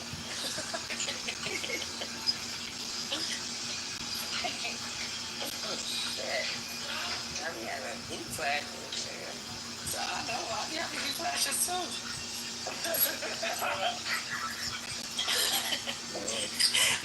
My husband look at me like I'm crazy because 1 minute I'm like, hi, put the air conditioner on. I need it to be cold in here. I need something cold in here. And then the next minute I'm like, oh, it's freezing.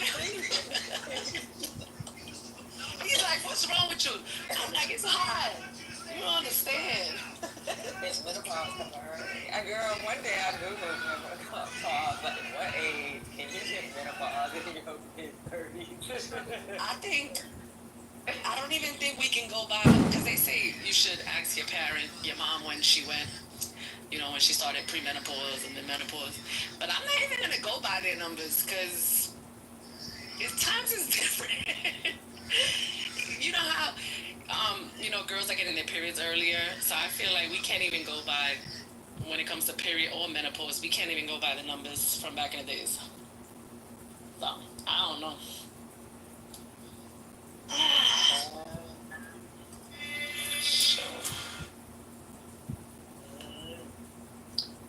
That's why you see Jackie on Basketball Wives always with a fan in her face. I'm like, yo, she always got her fan. I didn't even watch Basketball Wives. Jackie? Yeah. I don't know who you're talking about. I just got that. Because I bet you the fan. She got to talk about Jackie or that girl from Atlanta Housewives. Oh, yeah. Boy, menopause sounds horrible. She said the lady walked around with a fan. Oh. She be putting the fan in her boobs, on her face. That's because she drank alcohol. But the housewife chick, isn't she younger than Jackie? I would assume that she is. I'm not sure. So yeah, she already got her fan. Told you.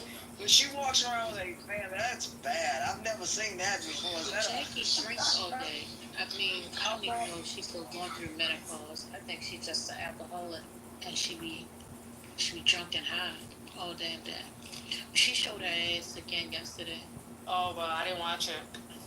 That was good. It was good stuff. Depending on the alcohol you drink, you'll feel like a hot heater. Yeah, it depends on what you drink. I ain't gonna lie to you. That's why, man. Look here. Okay, it makes you feel really hot depending on whatever alcohol you drink. So don't be drinking no alcohol when it's 101 degrees outside because that is a death sentence. Not out here. Not when it's that hot. You will be boiling. Ain't no fan gonna save you out here. Sorry. Bed not. Oh man, you want to see my picture that I was born in New York? I mean, y'all try to say that I wasn't born in New York. I didn't say that. Don't play with me. Even though you left when you was young, that New York is still in you, okay? I'm just saying. That's what's up. Yeah. It's almost dark. A little bit more. Almost dark.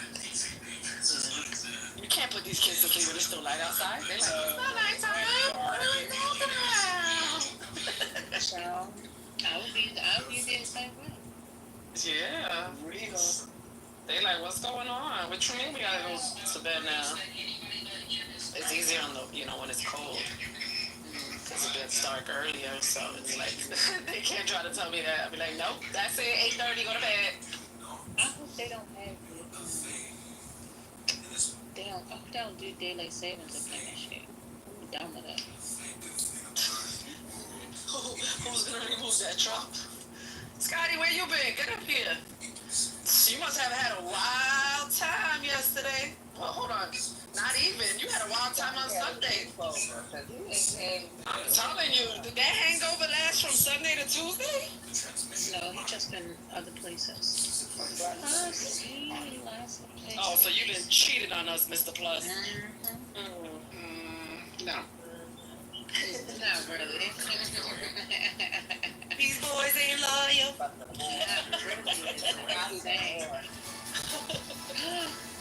Not a W.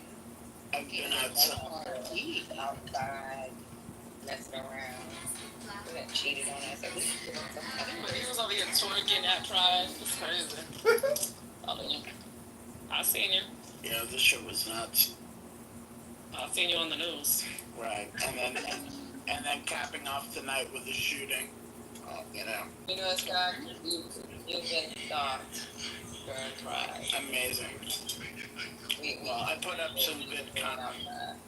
Yeah. Should I send over like some revital IVs or anything? Sounds like you might be. No, I'm good. I worked all day anyway. I'm beat. But shit, that shit's tiring. So that's what I said. I'd say you some vitamin B over. Go ahead, Penny. Do you have any fun? He had lots of fun. So we don't hear. He's like, oh yeah, I'm an individual shooting. He still got that plus though. I think it falls off tomorrow, maybe? I gotta check. Back to Scotty face. Town hall today. We went to the town hall today. Oh, we're not going to spend $5 if they can't adhere to our demands. Oh, were people protesting at the town hall? I like that.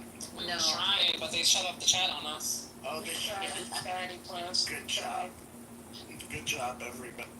Hi, Al. Hi, you guys. Hi. We do have one idea. We have one strategy. All right. Well, if you give the strategy now, the person will know because the person is here.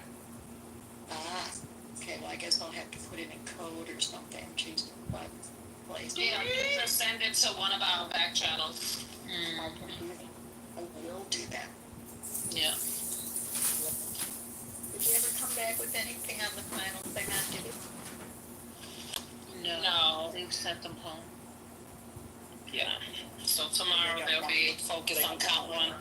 Yeah, count one. All right. So they'll be there at 9 in the morning. How was Pride, Scotty Club? Oof. What a wild. I got to see our governor. I got to see Mayor Adams. They were booing me, Adams. I seen that. Yeah. No Chuck Schumer this year. It's probably too hot. He doesn't care. But he usually shows up.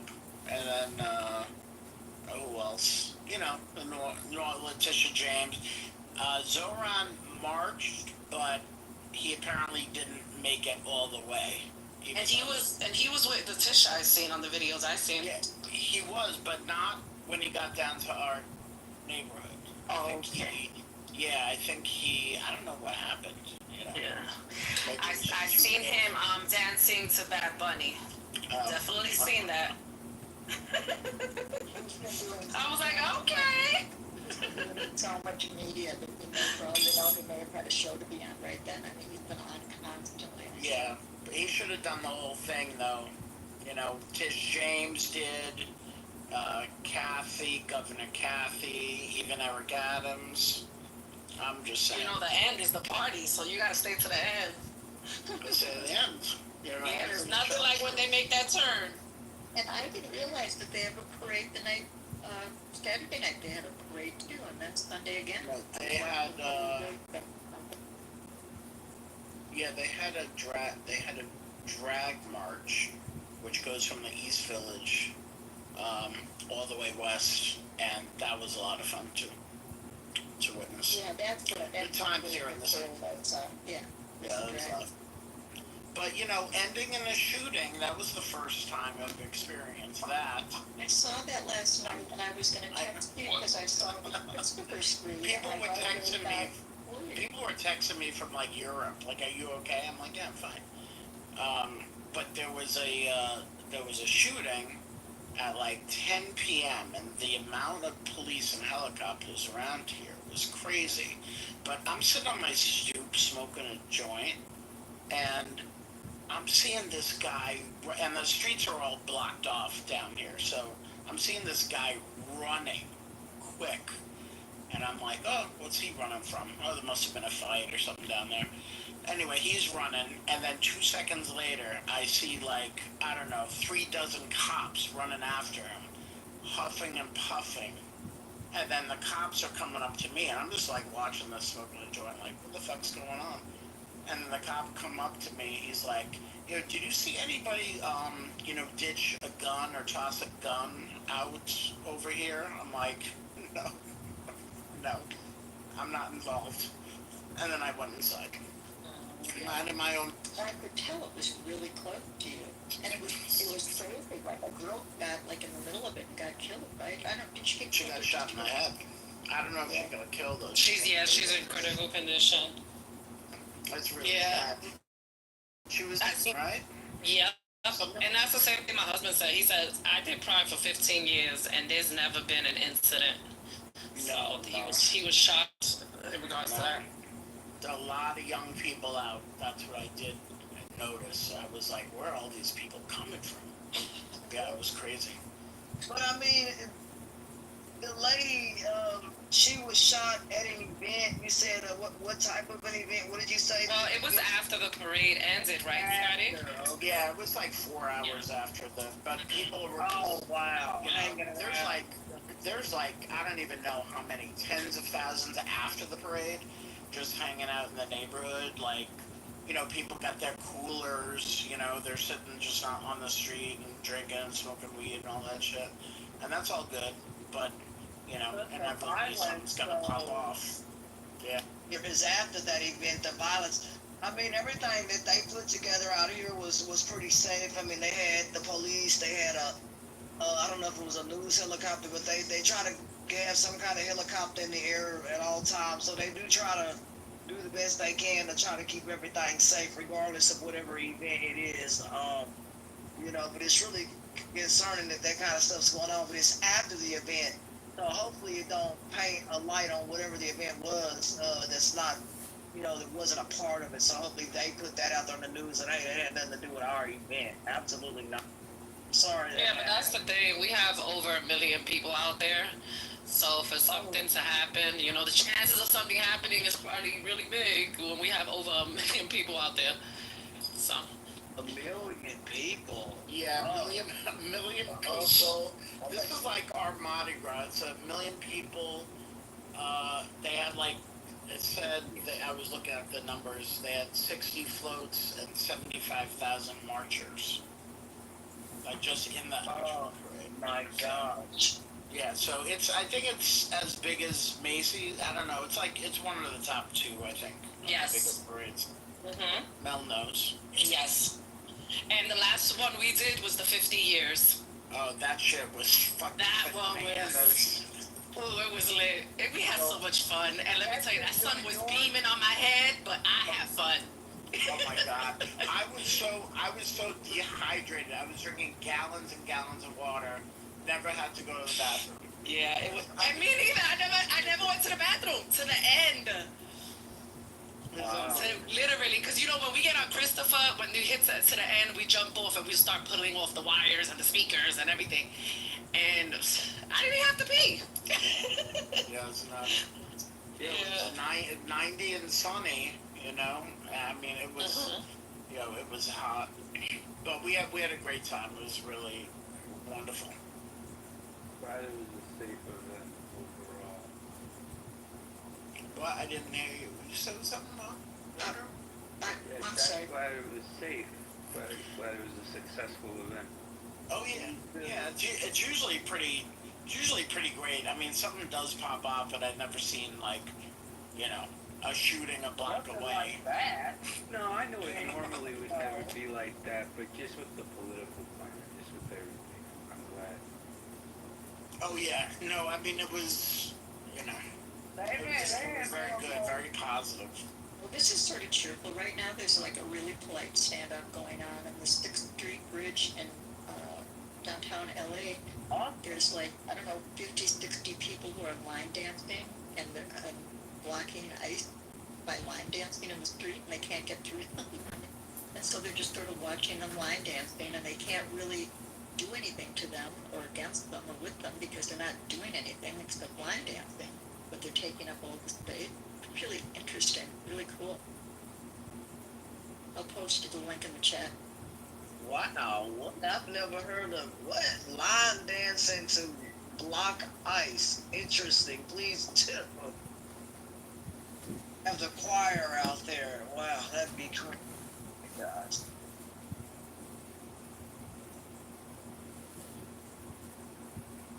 That's wild. And there was a video, Facebook or one of those sites, it was some folks surrounding ICE. They went to someone's house and all these people come running out. Oh, what's wrong? And they surrounded ICE. They were heavily outnumbered, but I just think with the climate we live in, I don't want nothing bad to happen to nobody. I don't want and should not believe that people who are wearing masks and stuff should be able to come up on your private property because somebody said privately, I won't picture that the lady said they come on my property and I don't know who they are. They're going to be blown to pieces out here. You know, this is Texas. You don't have to, find out who somebody is behind a mask. At least that's what she was saying. But yeah, it's horrifying because you don't know who these people are jumping out of cars and vans covered up. No, that's crazy. Don't live Should I put a link in the chat because it's kind of cool. That's awesome.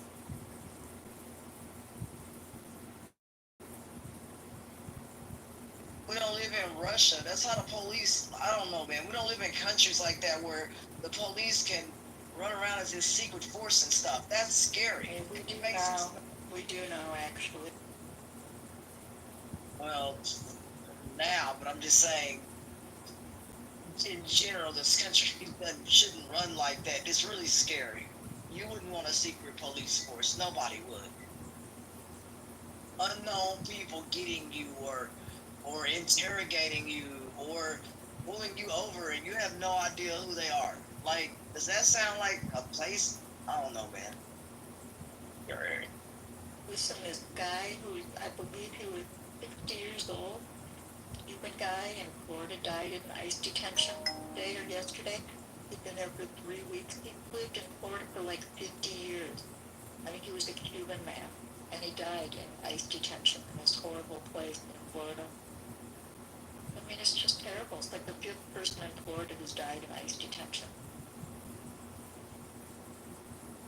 When did sorry, when did he die? When did he die? It was either today or yesterday. I can pull up the link if you want.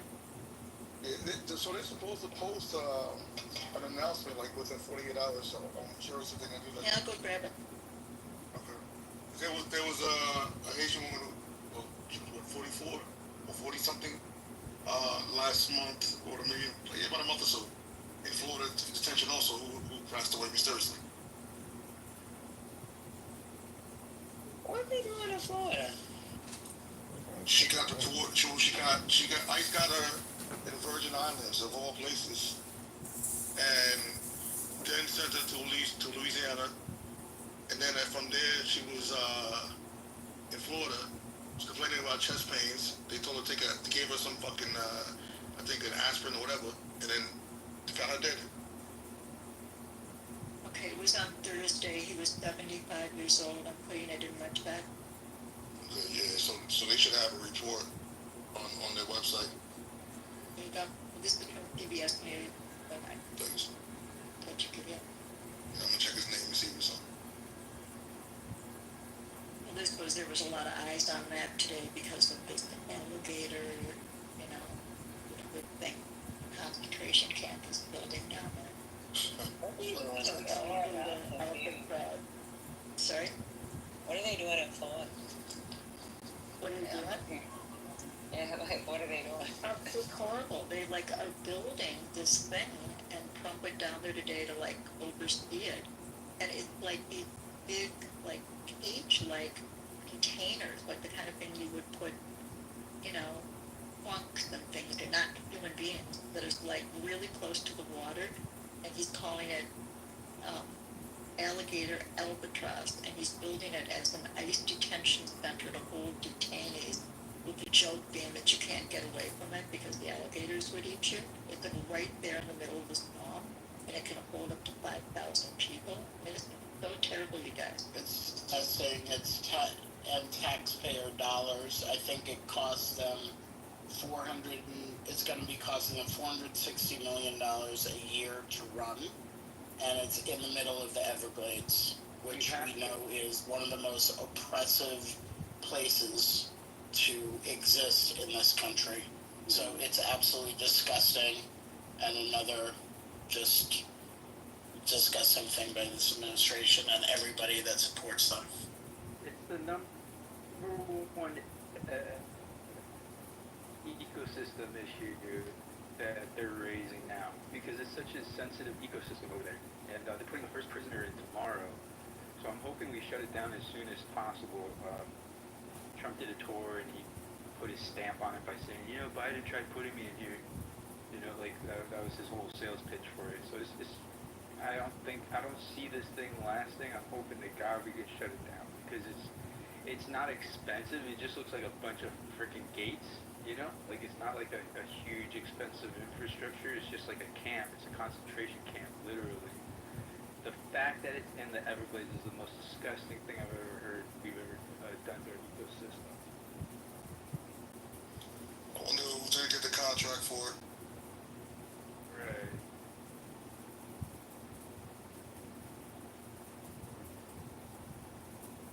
It's like an animal shelter. Yeah, the only reason I want them to, keep that facility open is to put the administration in there and ICE agents in there after this shows up. I'm not paying any taxes to feed them. No, we can bring back the death penalty, Scotty. Lethal injection. For the chair, whatever. Leave the Everglades alone. Florida's been through enough. Jesus.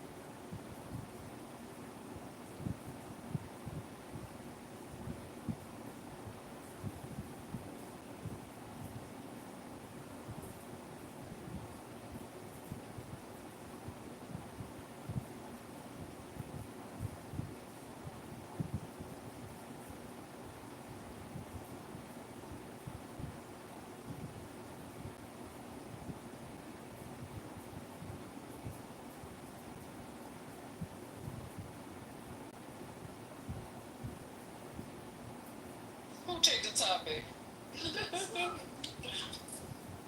Oh my god. So was it a riot at the? Sorry. Go ahead, Scotty. No, was there a riot at the town hall? I was waiting for you. I haven't talked to you in a few days. I missed you, Buzz.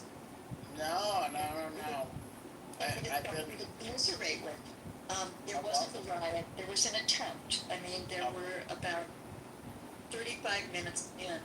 There were probably a good 50, 60, comments, and it was all the same comment: get rid of the announce, get rid of the announce, get rid of the announce. And when it was asked on stage, they, ignored it. And then all of a sudden they shut down the chat. Said that they had a technical problem. So that was it. The only other thing they talked about were the little emojis, how you can use it differently now. And they made some reference to that they're trying to figure out how to come up with a new magical room that will be like going to like the best party ever. They want to figure out how to do that on the app. So that when you come into a room, it's like you went to this fabulous party, walked in, and there was somebody you knew across the room.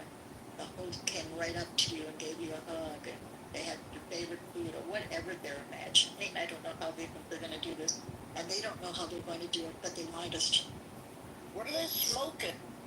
I don't know what they're smoking. They were not. That new guy was in there too, Adam, the one who we met like 2 weeks ago when they introduced Plus.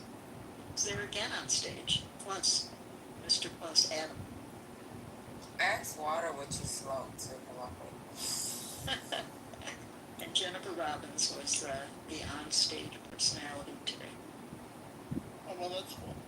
Yeah, she's having a music room right now, but she came in to invite you to. I promised I would go. They're having an after party that just started a little bit ago. Yeah, I went over there, but none of the guys was over there, so. They weren't over there yet? Okay, because she just texted me to ask me when I was coming. I'll go check it out and go see what's going on. Probably be right back.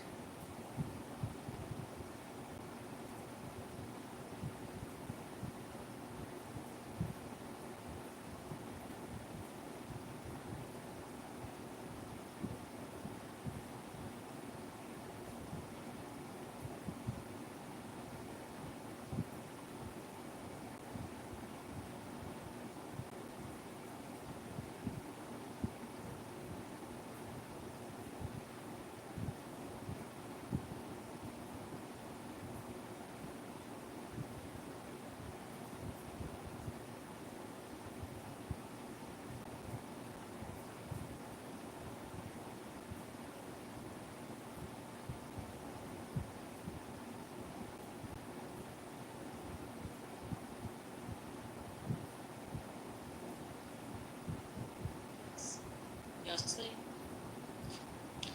Always be right there. It's 10:28 here on the East Coast. And I looked at my clock. Okay, it's 9 o'clock here. Okay.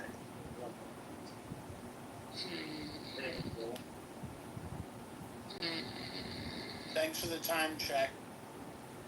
You're welcome. I'm glad I could be of help. Blessings first. Blessings on blessings on blessings. Blessings to everybody. It sure feel good. It's 88 degrees, wind blowing from the north, straight up, feeling good right now. It's better than 102. Hey, brother.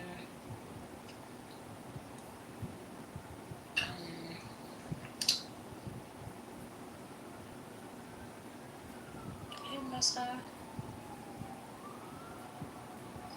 How you feeling? Y'all, I'm alright. Y'all famous. What you doing? I see y'all on YouTube and everything. Oh, go lay down. Go lay down. Go lay down. Everybody Go lay So y'all are so famous. Why you always play all your life? I mean, it be me and one other person on there that's watching y'all. Y'all be tearing it up. You mean? Yeah, one other person. All two of y'all. You and recorder and my brother. Go ahead, brother. Y'all be famous. I'm like, I know them. Did you be rooting for us? I do. I'm like, yep, that makes sense. Yep, you see that one right there, top left, always problematic. Yeah, no. How's the baby? Doing well. Oh well. Yeah. Bro, ready for college now. Oh God. Yeah, I wish. No, you don't. No, you don't. I used to say that when my baby was little. Like, I can't wait till she walk. And she start walking. Can't wait till she can talk. And I mean, well, this is his 6'1" though. It's my seventh. Thank you. Okay. Yeah. Okay, lucky 7. Remember this guy with no legs. Got a basketball game. Number 7. No legs, no arms. Yikes. That's right. One eye. He's talking about now you can see the YouTube with one eye. And use that gut. It was my one good ear. That's right. You're a nut. You know that? Yeah, this one's coming here and teach y'all. You know it's July 1st. You really have 7 kids, brother? Close to Yes. As it pertains to the recording on YouTube, yes, I have 7 children. 4 wives. Thank you, baby. This nigga named Abraham.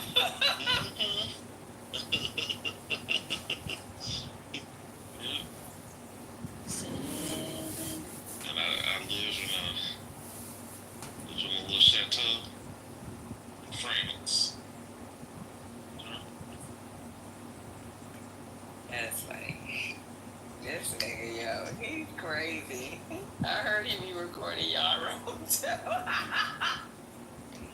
Y'all close down as soon as he come back up. This nigga crazy. Good times, good times. Next week, see y'all. I'm about to go back home. In the cool. Bye. Bye. You see, nobody even want to come up. Nobody even want to come and speak to us. Because of this mother freaker. And look at Roy, he quiet. He don't even want to talk to us. This is crazy. I can't. Yeah, Roy be talking. I just wanted to be over. I just wanted to be over. Mel, what Royal didn't tell you is he was outside twerking on Sunday too. Oh, okay. What he said, he was DJing. Yeah, he was doing the Citibank float. Oh, really? That was our flow. Royal. No, Buster will pick on him. Yo, you gotta give me commission, bro. Your husband used to DJ for them? Yes, we had the Colin Lord and we had the Citibank float. Yeah. Yeah, they definitely did not have a... See Royal's got it. No, I have no idea what he looks like. So I gotta make shit up since you can't unmute. Well, I don't know. Yeah.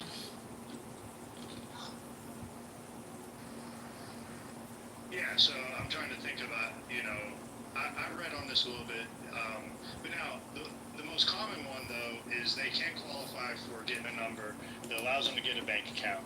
Then eventually they can get a EIN number to where they can qualify to get their business. So once you get it in a business's name, then you can operate, if you're a landscaping company, things like that, you can operate everything through your business. That doesn't necessarily answer your question, but they do sell Social Security numbers on the dark web. I understand that, Joe. What I'm saying is this is all being underlit by a nefarious structure that I don't think that we're acknowledging it for what it is. That's It's criminal absolutely an enterprise, argument to be made. identity theft, you know, racketeering possibly, you know, money laundering. Like it's just not good. I mean, how much of a percentage are these employers taking off the top of their employees' pay just to pay them under the table? A lot of these questions aren't being answered. So I mean, it's I don't know, y'all. Like I'm not trying to. We have to feel like the answers. You're asking great questions, and there's a lot of answers to these questions that you're asking. Like and this is something that I think should be handled federally better, but it's not. Like the states, for example, California, liberal California. Well, and you make up a good point. This is a part of the sanctuary policies. You know, it's not just, well, we're not cooperating with ICE. It's a broad structure, in my opinion, of just non-compliance, of overall resistance, and obstruction of justice. You know, they look the other way. So, I mean, it starts with a county that collects a lot of these, like, it's to me, it's intentional, Adam. it is intentional, and that's what I'm saying. It's very criminal, and I don't think that people are calling it out for what it is. Adam, why is it? Adam, let's get into the specifics of what they do in California. In California, if you're a resident of California, a legal resident of California, you can pay in-state tuition for college. And if you live in any other state in the union, you'd have to pay out of state if you came to California.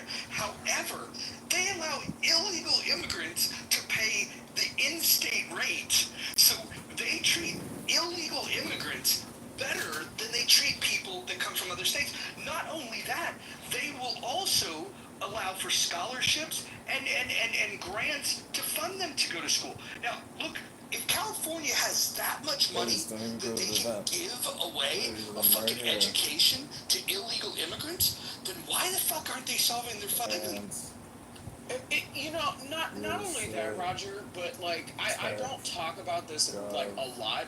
I don't have any student loan debt. Why? Because my parents paid for my entire college. So to me, it's very unfair that my parents were taxed, working as corporate people that identify themselves, that expose their assets to the IRS, that paid their fair share of taxes. It's just not right that me being born and raised here, that I had less benefits extended to me, you know, as a California resident next to a person who's here illegally. So yes, you know, when you want to talk about the business that I work in, where, you know, Americans, you know, for one way or another, you know, you have veterans that, you know, are trying to age in place. They can't even get assisted living waivers to be able to age in place in a facility that's dignified. I'm not talking about high-end luxury. I'm talking about somewhere where you're going to have somebody that's actually going to show up and give you your meds on time and make sure that you don't sit in your shit for too long to get a UTI infection.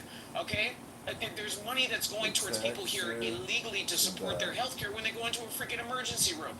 How fair is that, Roger? How fair? It's not fair at all. And this is why I'm pissed, because aside from the college issue, having to pay out of pocket damn near $7,000-8,000 a month for my mom to age in place in an assisted living facility, I feel some type of way. I really do. Yeah, can I add that there is a solution to some of the fiscal problem that happens that goes along with illegal immigrants, and that would be replacing the federal income tax, Social Security tax, Medicare tax with what's called the fair tax. And the fair tax would replace all of those things with a federally instituted sales tax, and there is no escaping the sales tax, because the people that come here, they're going to buy things, and so they might not have an income that they would be taxed on, but they would absolutely because they're receiving funding, they're just not paying their taxes in that fashion. I would say people should educate them on the fair tax. If they go to fairtax.org, they can get more information. Thank you. Deport all the asses. I think we should deport Adrian. I think we should deport your ass. I think we should deport your ass to the... Guys need to get around. Get around, guys. So hold on, let me just say this as well. As far as for the families out there, I don't know if anybody's in California has ever tried to put a child into freaking daycare, okay? That shit is freaking, like, it's like almost the cost of a 2-bedroom apartment. So if there's anything that should be subsidized in this damn state, it should be at least giving parents in a cost of living market the ability to go to work and to support their household if they absolutely have to, without the cost of childcare like this. Like it's absolutely insane. So I mean, to give illegals free healthcare to where they can just go into a freaking, a doctor's office and get, Ozempic, like to me, no, fuck that. I'm sorry, I'm not cool with any of this. Well, you know the one thing that I would be cool giving illegal immigrants when they come across the border? If there's one thing that we could give them when they come in, it would be birth control, so they don't have any of those goddamn children that become citizens out of. I don't want to pay for that. I don't even want to pay.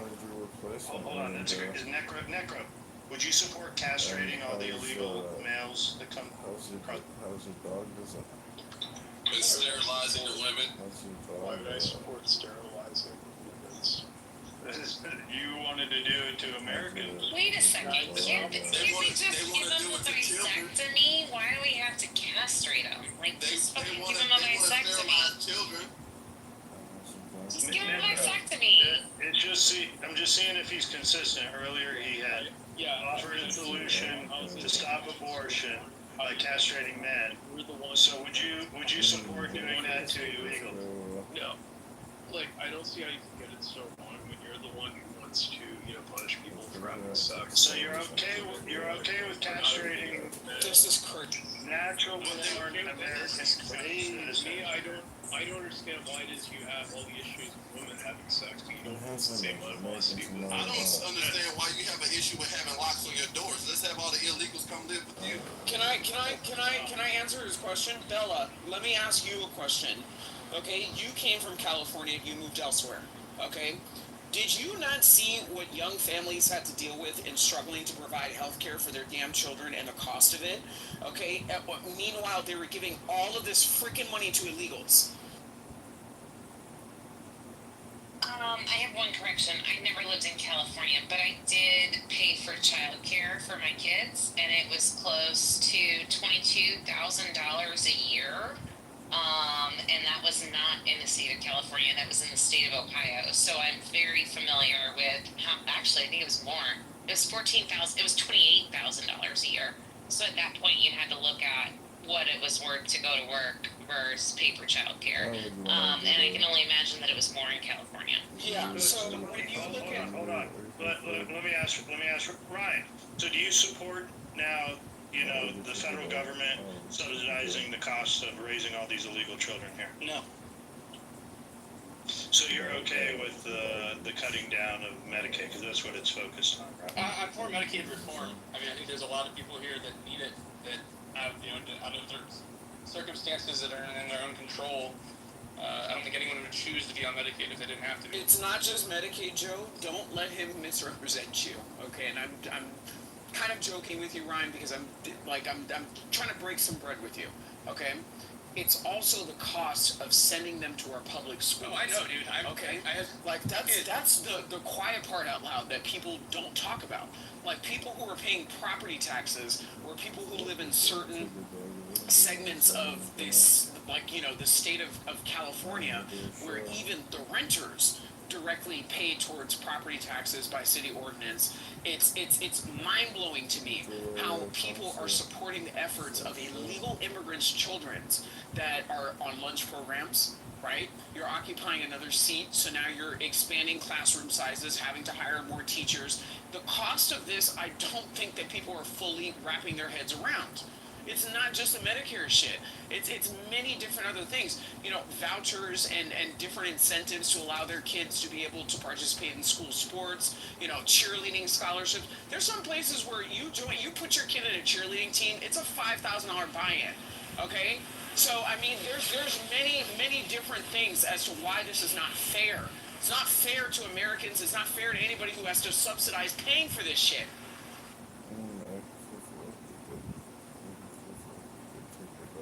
Well, at least Ryan's consistent, I guess, to a certain degree, but Necro's not. Right? Is that the game here, Ryan? Is that how we... I guess, I don't know, man. I think that, like, we have a giant fucking problem that isn't being addressed, and both sides seem to be pointing to culture war bullshit issues that detract from the meat. And when I asked you, for example, about abortion, did you support the recall of Gavin Newsom because he is he the one that? He's a piece of shit. Yeah, I did. And he's in your business, by the way. You know that. He is, Ryan. He is in your business. Is he equally as affected, Ryan, in his business interests with the Getty family? I think he owns a house in deep red. Oh, he just bought a new house. He went from what I think it was like a $2 million house to a $5 to now a $12 million spread. That's crazy. No, he's a piece of shit. He's bought by PG&E. I think what I was trying to get at earlier, because his dad used to be the general counsel of Getty Oil. Like, we were doing rooms on this on Clubhouse when people were just like, oh, Gavin Newsom, Larry Elder. And I was like, no. Like, you guys need to listen to what people actually know in California and follow the money. Look at the actual pedigree, right? Look at the ancestry and the way that people commingle, the network of people as this. Do you know that Gavin Newsom, well, of course you know, he was married to Kimberly Guilfoyle, who was just, engaged to Donald Trump Jr. It's crazy to me how people just don't actually pay attention to the details. She's the ambassador to Greece. Greece, yeah.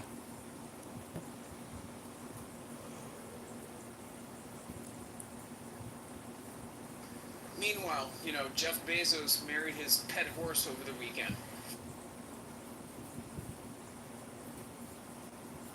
Yeah, she's ugly.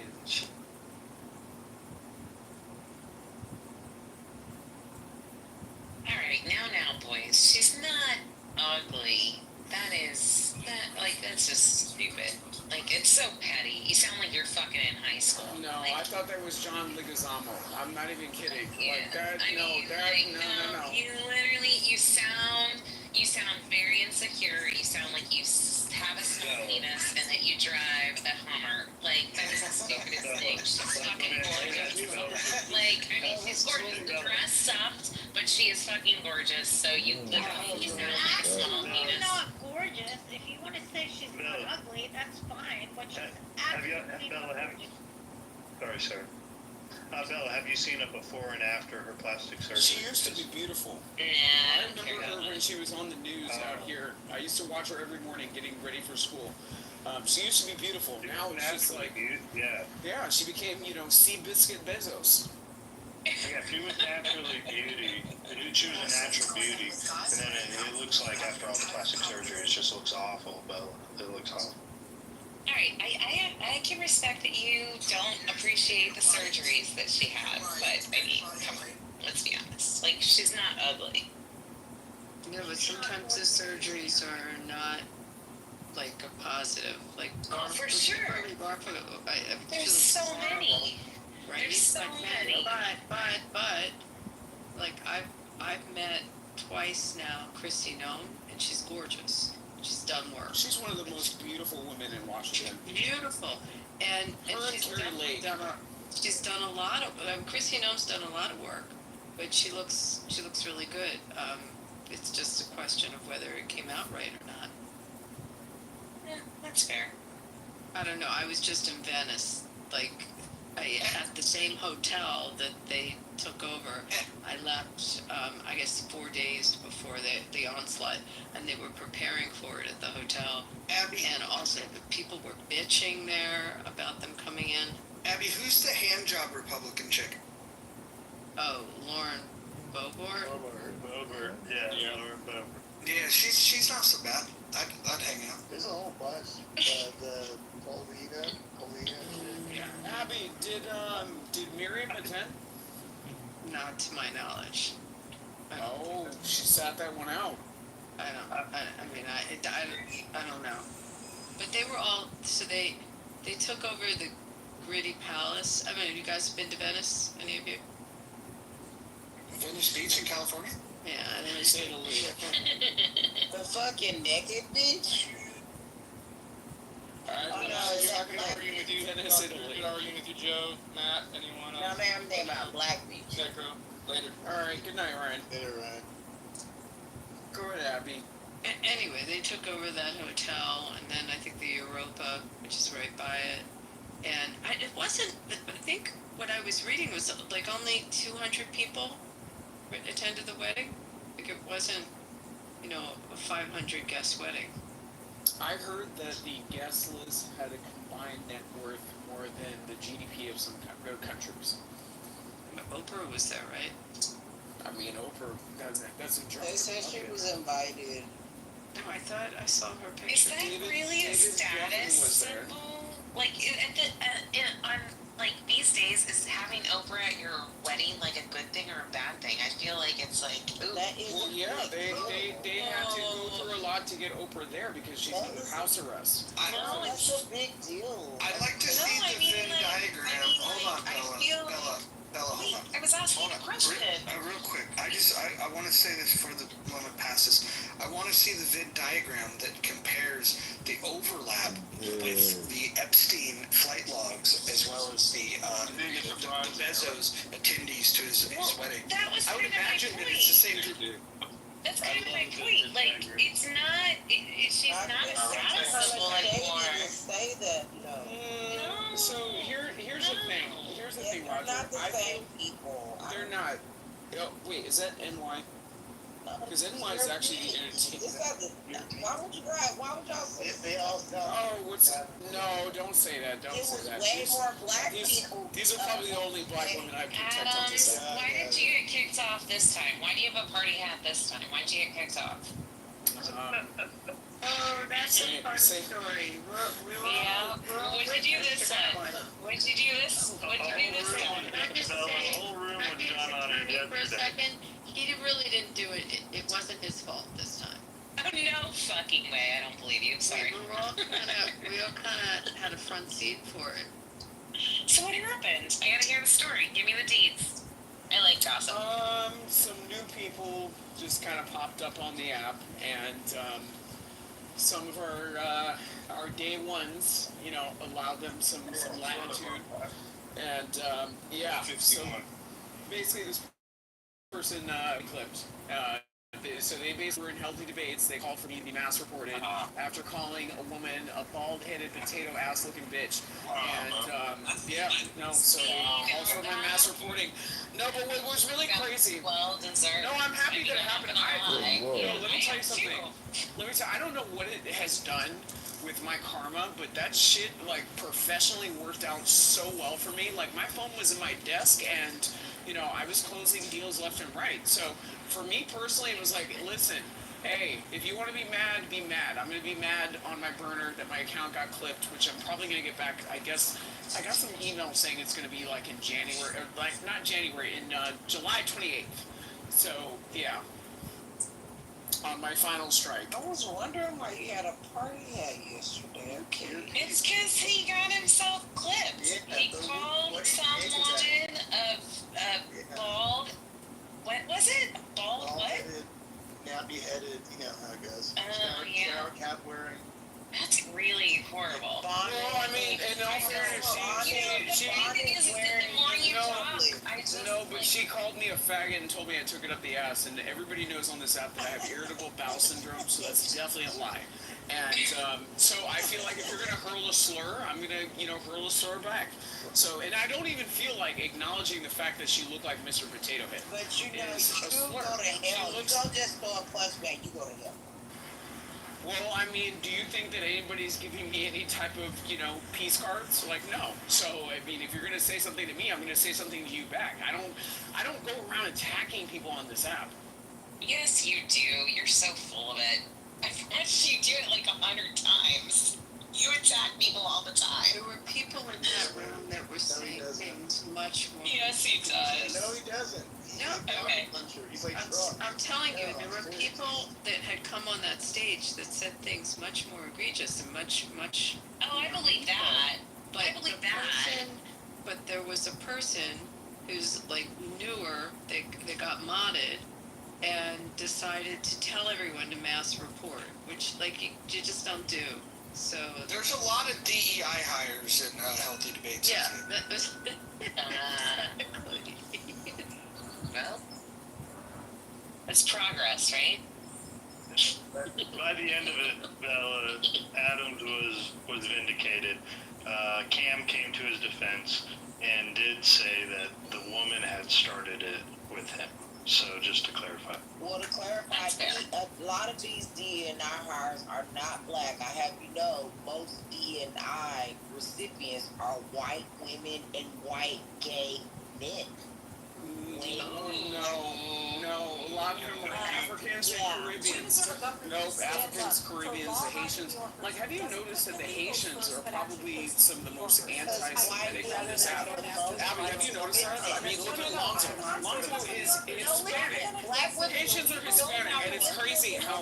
White women tell us. No, I know he's from Philly, but I mean, Haitians anthropologically are Hispanic, are they not? Black women never knew they were suppressed by men until white women told us that we were. Excuse me? We had no idea. What did she say? Black women really never had an idea that we were suppressed by men until white women are oppressed.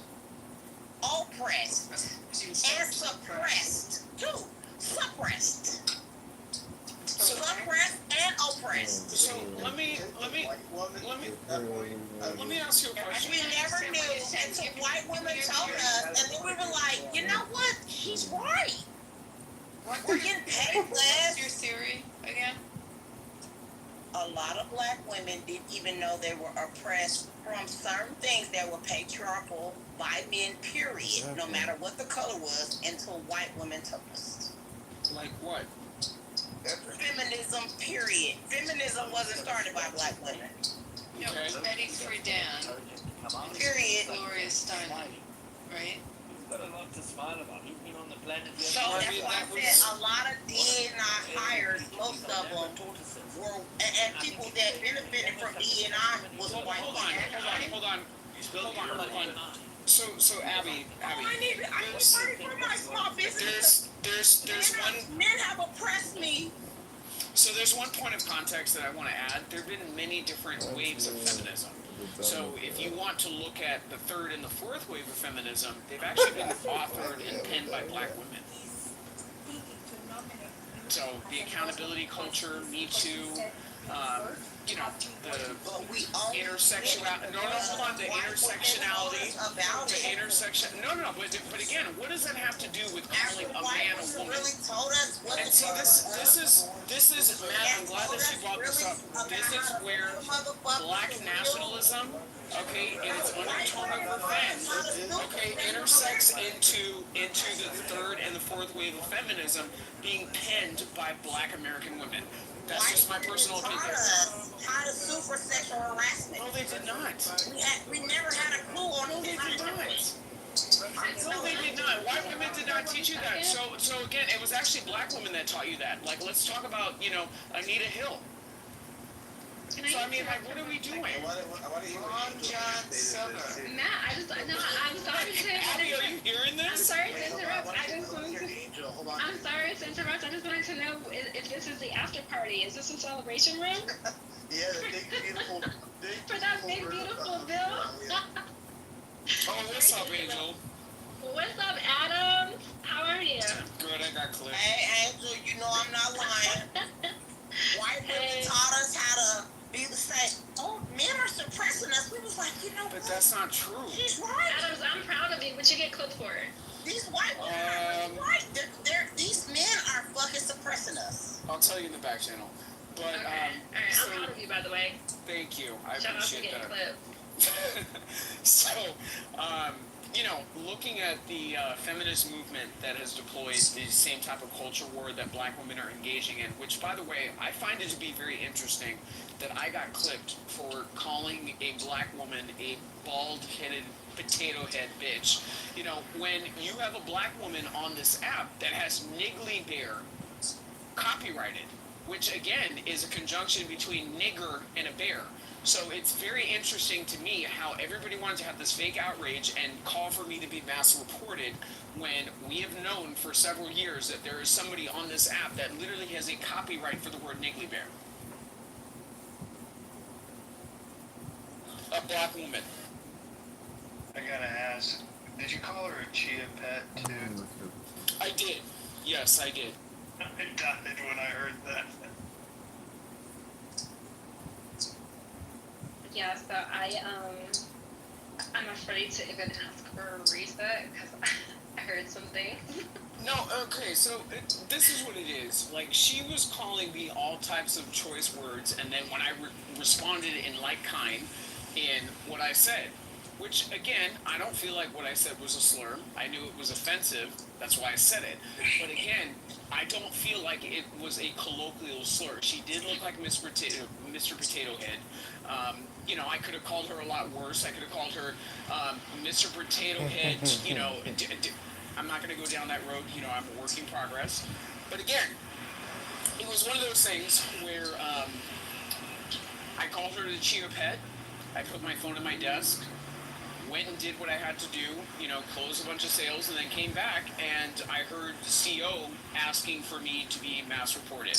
And I texted Jay and just asked him, like, yo, like, it's one thing if he's going to move Sig down because he got in his fee-fees, but it's an entirely different thing that now he's using the house to ask for people to be mass reported, which is also in violation of the terms and conditions of Clubhouse. Okay, alright, Dr. Epps, with all due respect, I know I opened this can of worms, but this is a really freaking boring conversation. So can we please move on? Like, nobody cares how you got clipped. To be completely honest, we all know it's gonna happen. It happened, it's gonna happen again. Like, we really appreciate you, and I opened it, but can we please shut this conversation down? I actually am the one who asked him. Oh, no, I totally started it. I asked him why he had a party hat. It was my fault. They kind of, when people talk about anti-realism, right, and that, you know, people, Again, no, really, it's a really boring conversation. Like, And I was very real. I was gonna say, you sound like you're protecting. There's so much bullshit, and we're all doing it so much. Because he thinks it's a really boring No, this is conversation. Bella. No, we're not doing that. Bella's very spicy. All of us feel Very, very spicy black woman. I want to know why Sarah hasn't been clipped for misinformation. She was saying that there was no construction happening in the Palisades. She was clearly seeing from my PTR there's construction happening in the Palisades.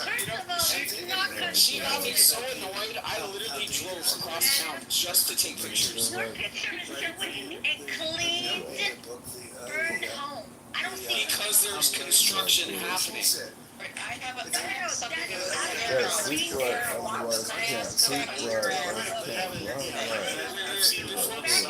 Wait, Abby, before you go into that, I just want you to PTR again. Okay, look at that wood frame. Look at that beautiful wood frame, Sarah. Look at that beautiful wood frame. Like, what is happening? Okay, ping Miki to come and look at this wood frame. Okay, go ahead. Don't start. Don't ping Mickey. Give us like an hour before you ping her. No, but Angel, does that not look like construction? Absolutely, yeah. Absolutely. I was very entertained. I'm sorry that Bella didn't really appreciate what you were saying. I felt like you were giving an honest contribution, and that we can have like a, you know, a lesson learned from this. So. I get it. I totally get it. I have a question for everyone. If you guys have followed the news,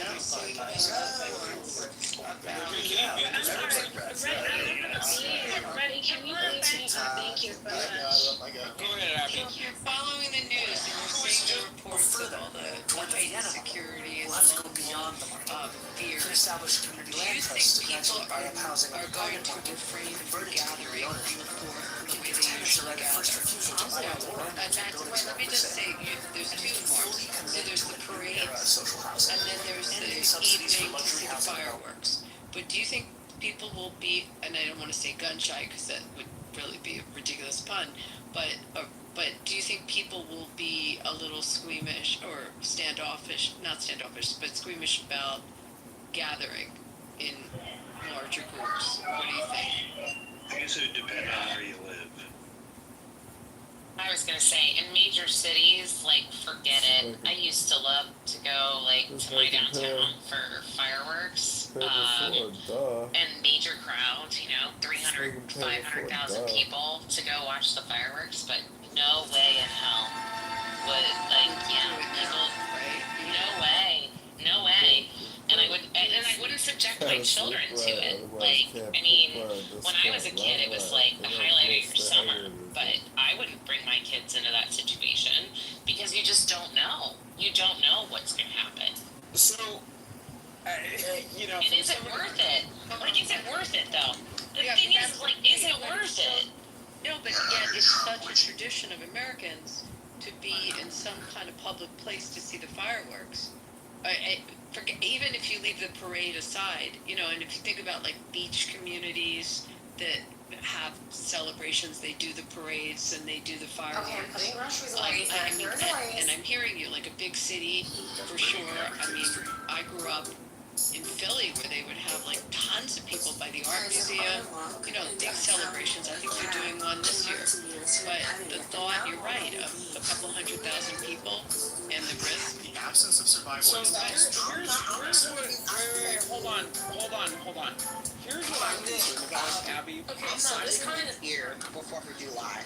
I'm not either. I'm going to work. But I'm It's not a matter of fear, though. It's not a matter of fear. It's a matter of common sense. No, here's what my fear is. Okay, let me say what I need to say. It's not a matter of fear. It's a matter of common sense. Let me say what I need to. Okay, so common sense, right? So I just had a fire burning 1,000 feet from my front door just 6 months ago. So this is what my fear is. People with these fireworks and this whole La Raza movement and this no kings deportation shit. In my personal section of America in Los Angeles, I am concerned about the protesters and possible unrest. That is what I wanted to say about it. That's a message from here in Florida, we're not worried about that. Yeah, I was gonna say, in Florida, all I have to do is go to my driveway, and they're like, boom, boom, boom, boom, boom. I'm just worried about my house catching on fire. On a Friday. From some idiot. Oh, yeah, it's gonna be insane. It's gonna be insane. Oh, yeah. Bella, I didn't just have any time to to my house to load up my car. I had to suitcases. The difference between California and Florida is that, it's gonna rain all week, so at least my house is gonna be moist. That's right, I use the word moist as much as it makes us all cringe. At least maybe that'll help it so that it doesn't catch on fire. Yeah, so reporting from the Redneck Riviera, there is no concern to go out on the 4th of July. Well, no, not zero. Would you be in, downtown Tampa or downtown Miami? Exactly, so there is concern. That was my point.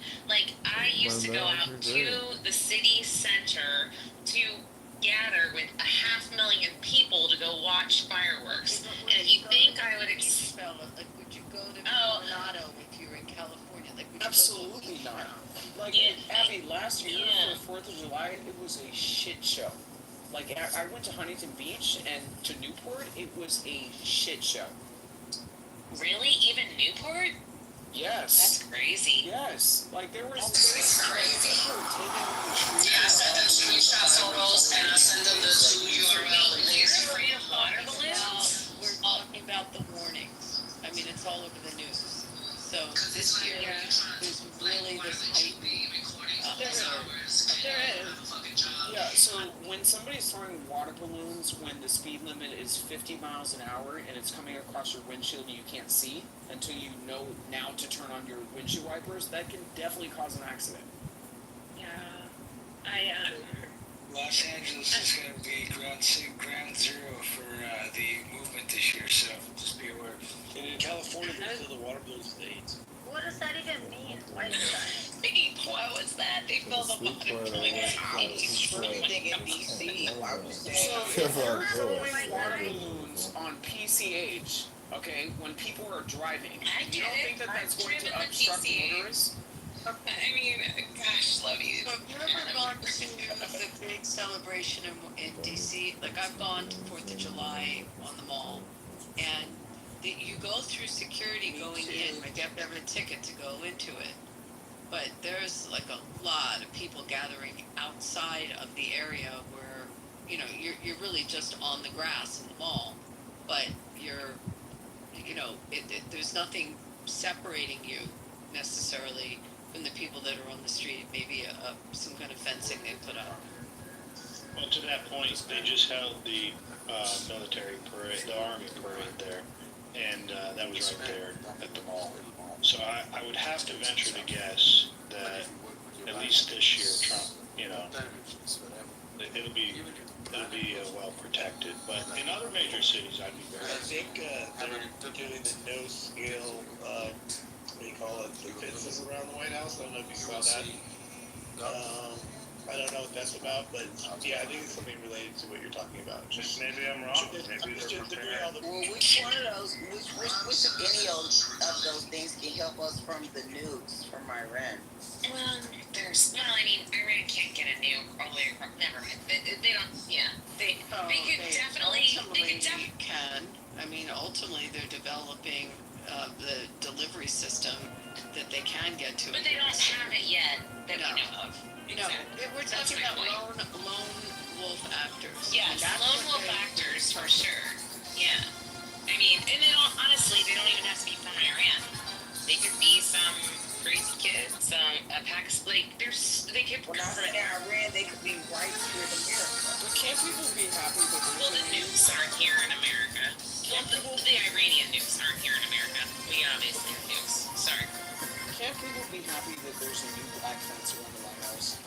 Like, I mean, it's just, you know, people just can't just embrace like the small stuff.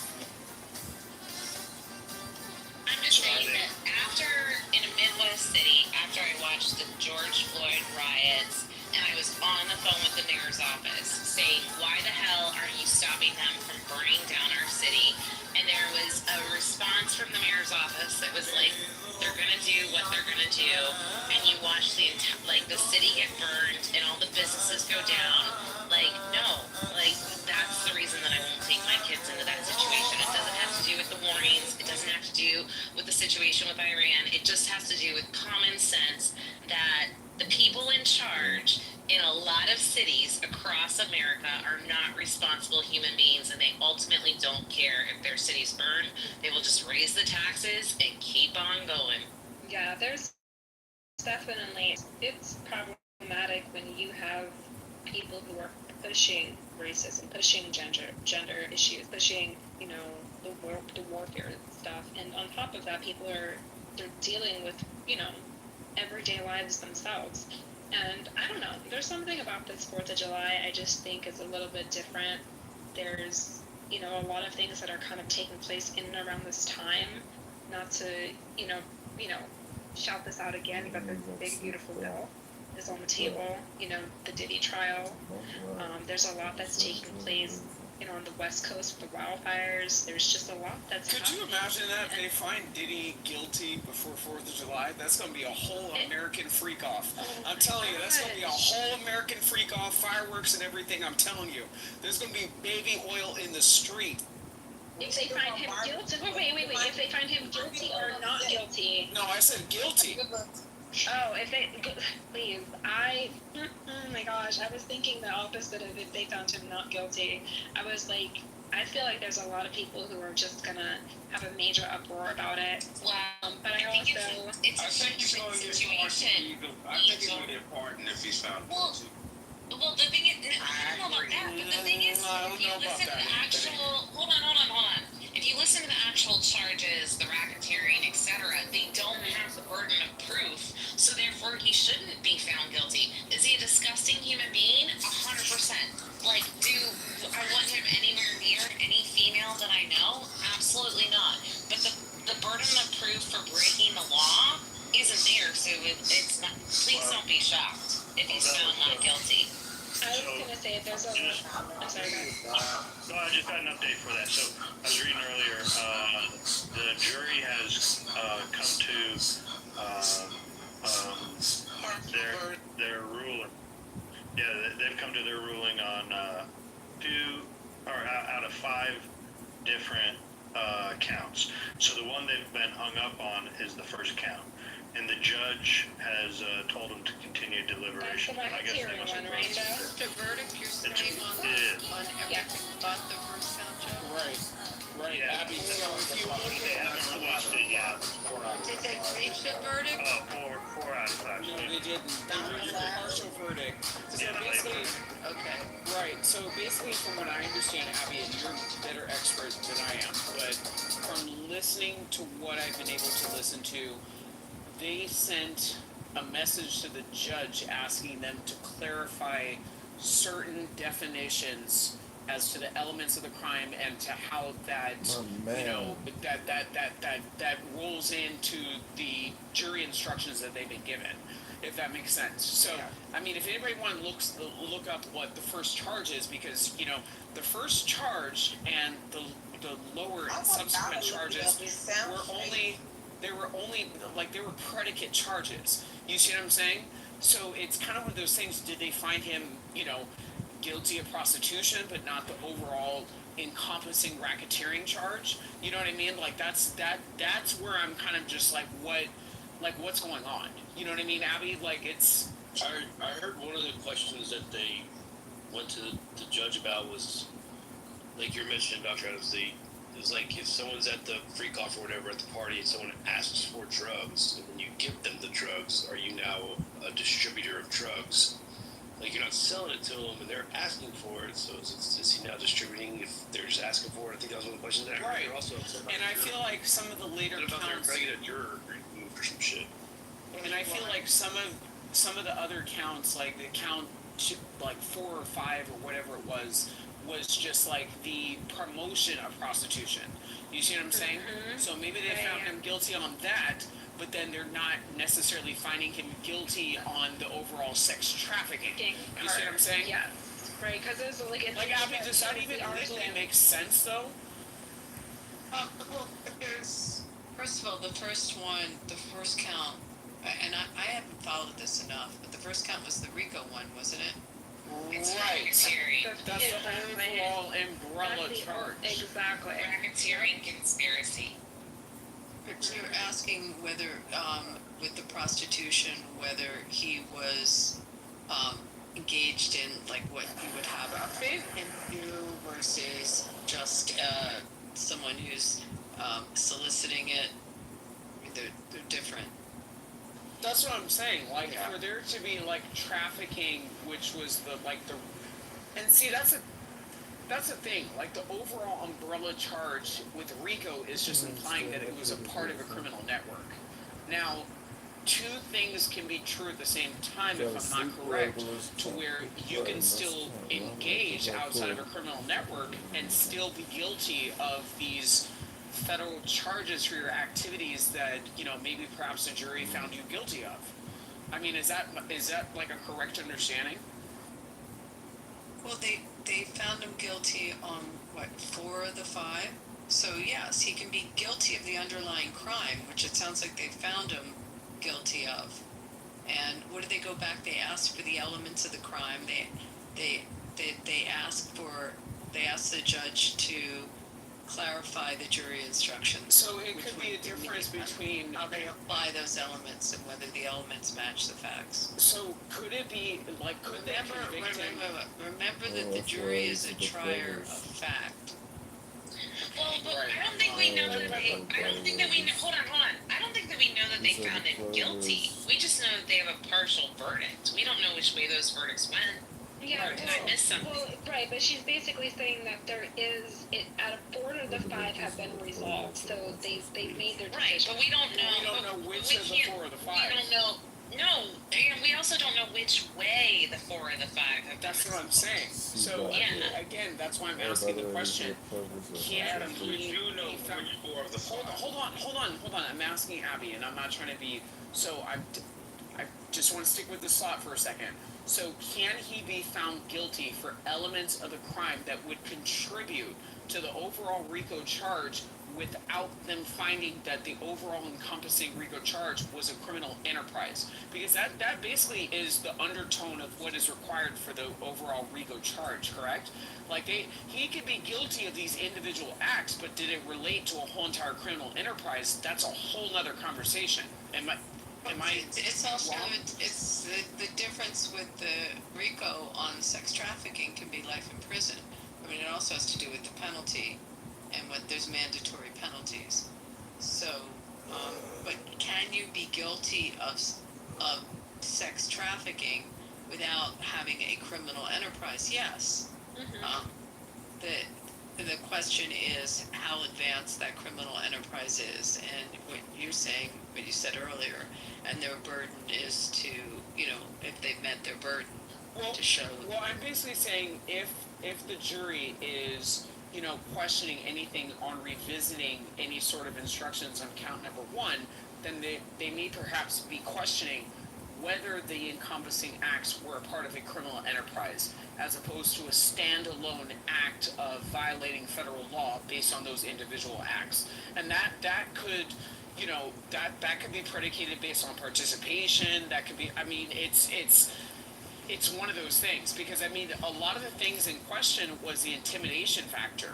You know what I mean? As far as, somebody basically feeling intimidated in his station in life, showing a display of violence, in front of them, of feeling like, I had no other choice but to be compliant.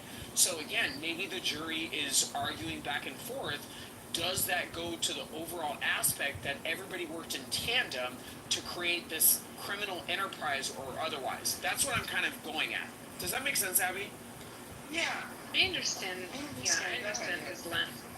Yeah, I was just gonna say, I understand your lens of it, but can I ask, why are you, maybe I'm misunderstanding, why are you saying that the RICO is the umbrella of all of this? I thought it was the racketeering. Which falls under the RICO. Yeah, RICO. Why did I think that it was separate? No, racketeering is one. It's one of the same. It's one of the major components of the RICO Act. It's of the RICO Act. Like it falls underneath that umbrella of RICO. That's like If that makes any sense. So, So basically yes. So they came up with the RICO Act, which was racketeering. I forget what the ICO is, but essentially that's how they took down Al Capone and the mob, etc. And these are It's the Racketeer Influence and Corruption Organization Act. Thank you, Abby. I appreciate that. Yeah, I didn't know what the others were for. But yes, so racketeering is under RICO. Angel, that was my So what? Maybe when I was listening in the room earlier, did they put something aside out of that RICO?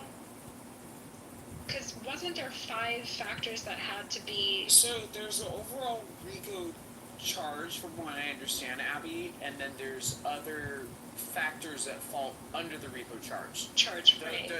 The actual criminal acts under the criminal organization accusation, I guess. It's kind of one of those things where it's it's an umbrella set of terms, and then you have these other charges that sit underneath it, where you could be guilty of those said acts, but at the same time you're not necessarily a criminal enterprise, and that's why I asked for the But they only have to meet 2 factors out of the racketeering. Just create a concept that if you're involved with the RICO charge, you may not have committed one of those crimes directly, but if you're connected with the RICO, then you can be found guilty of that within that whole enterprise. And if that whole enterprise has committed a particular crime, then you can fall under when you talk about umbrella, that's the umbrella. It's do you understand how felony murder works? Do you know? So bank robbers that go in and rob a bank, Yeah, I got it. and then someone gets murdered. The guy driving the getaway car is also a part of it too. Is also a part of it. Yeah, like anybody in the room. Okay. Exactly. So when I heard that's earlier, your umbrella.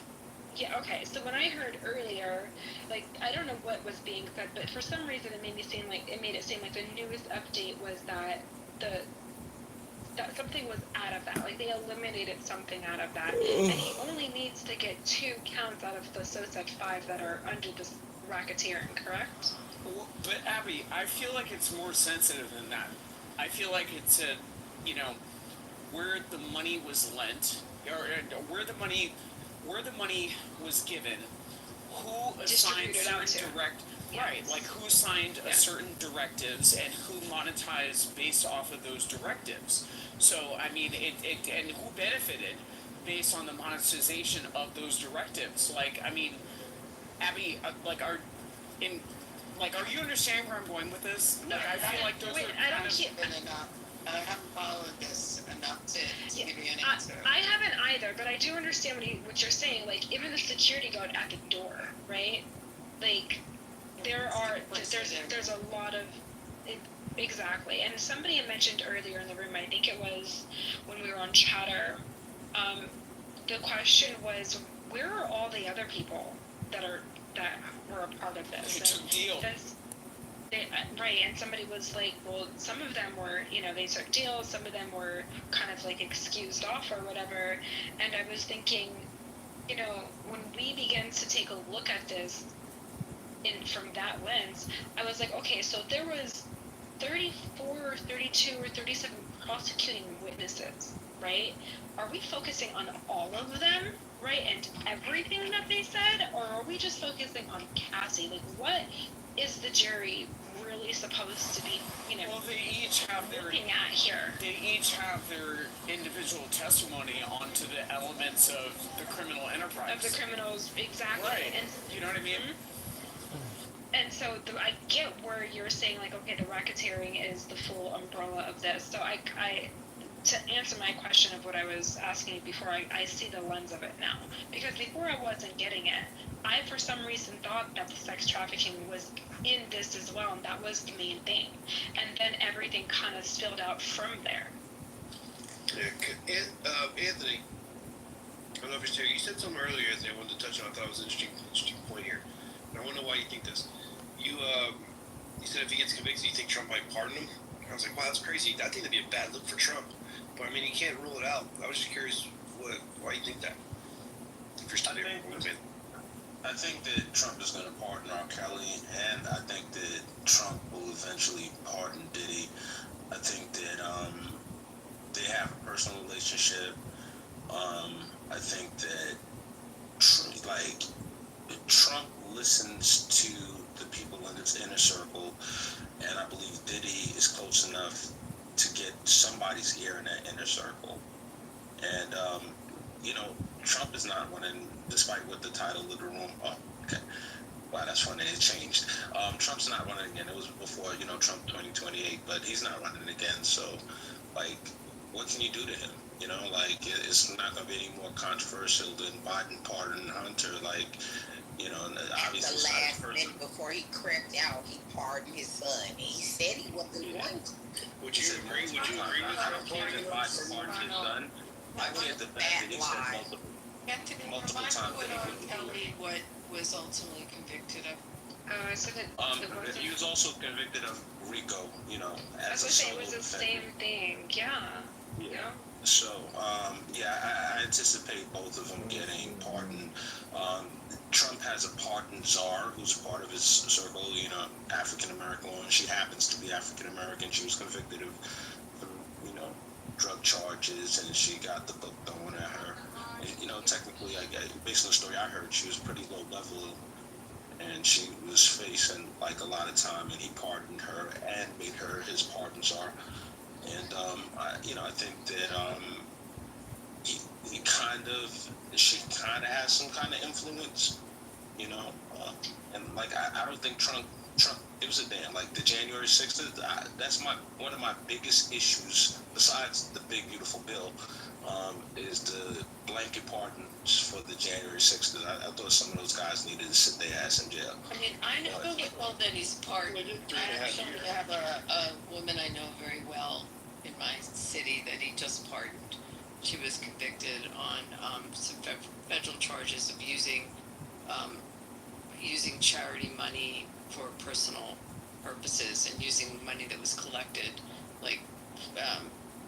She was sitting as a judge when this happened, but she was also a city councilwoman. Anyway, she just got pardoned, and I mean, I know a few people in his first term that he pardoned, and I don't see him pardoning these two. Like, I don't see it. I don't. Right. And I was gonna say, like, yeah, like, Are what you if guys wasn't familiar half the with- game? The other. I just want. Yeah, I mean. Well, Yeah, not even just what we, not even just Let keep. me just back up. One second, I want to just be happy to say. The one guy I know 1 second. pardoned during his first term. Has ever heard of? The one guy I know he pardoned in his first term started this whole rehabilitation thing for guys as they get out of prison, like that to get them to go to college, and like he was, like I don't think he just pardoned so willy nilly. And I know you think he did with January 6th, but I don't see a pardon on these two. We Okay, fair enough, Abby. So Abby, I just want to respond. Probably Polymarket probably has like a money line on this. Yeah, they probably do. So Abby, a couple of things. Oh man. So you have Kodak Black, who's since gotten in trouble. I think it was his first term. He pardoned him. That's you probably never even heard of Kodak Black. NBA Youngboy, another.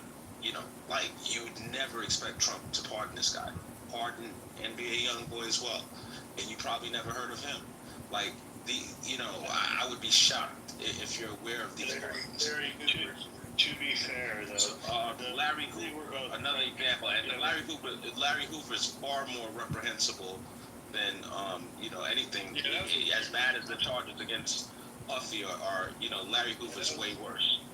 So to be fair, I think I know Kodak Black was a big Trump supporter. In 2020, P. Diddy was not a Trump supporter at all. He even made some very choice words about pardoned Lil Wayne. Everybody, commute or pardon? Did he commute? Let me say. Oh, that's a good question. That's a good question. I would venture to guess he commuted. Larry, For the sake of this discussion, it's anonymous. I'm saying it's anonymous. It's not this. No, they're clearly not the same. I think for the sake of this discussion. So for the sake of this discussion, Puffy would be very good. Hispanic American. Go ahead, Anthony. No, what I was saying is that for the sake of this discussion, it would just mean that Puffy would be coming home from jail. Now, whether or not it's a pardon or the sentence getting commuted, like for the sake of this discussion, I think it's reasonably similar that the net result would pretty much be this Puffy would be coming home. But like I said, there's multiple people that he's pardoned that I don't even think you're aware of, Abby. It's not like you mentioned a woman that you personally know and a couple other people that you personally know. He's pardoned some people that would surprise you, Abby. I don't really have an issue with the J6 ones as much as I have the Larry Hoover. Like they did 3.5 years. Like we all watched January 6th. I mean, maybe you could argue that some of them could have gotten maybe 5 years, but they did 3.5 years. It wasn't like they got out the next week. So I don't know if he pardons. Like how much time did you want the January 6th to do? And if he pardons Diddy, like you can't pardon Diddy within the first if Diddy gets pardoned after 8 years in jail, that's one thing, but Trump will be able to do that. And he sure as shit better not pardon him within the first next 3 years. That's nuts. So I think Trump shows sympathy to people that have gone through lawfare to a certain degree, and that was the driving issue with the J6 people is he didn't feel like they were afforded due process. However, he probably plays a little bit of favoritism. Kodak Black was a big supporter of his vocally, and look, Puff Daddy came out, he had some very choice words. I got them right here. The number one priority is to get Trump out of office in 2020. He even raised funds for the Biden-Harris ticket. Yeah, he actively campaigned against Donald Trump in 2020. So I wouldn't jump to a conclusion that Trump's going to just automatically pardon the guy. Joe, can I say something? Real quick, He's Doctor. not even guilty yet, y'all. It's just a quick squabble, y'all. So Joe, here's what's up. As it relates to the stuff that you mentioned, Trump can be very forgiving. He was very quick to forgive Elon the first time around.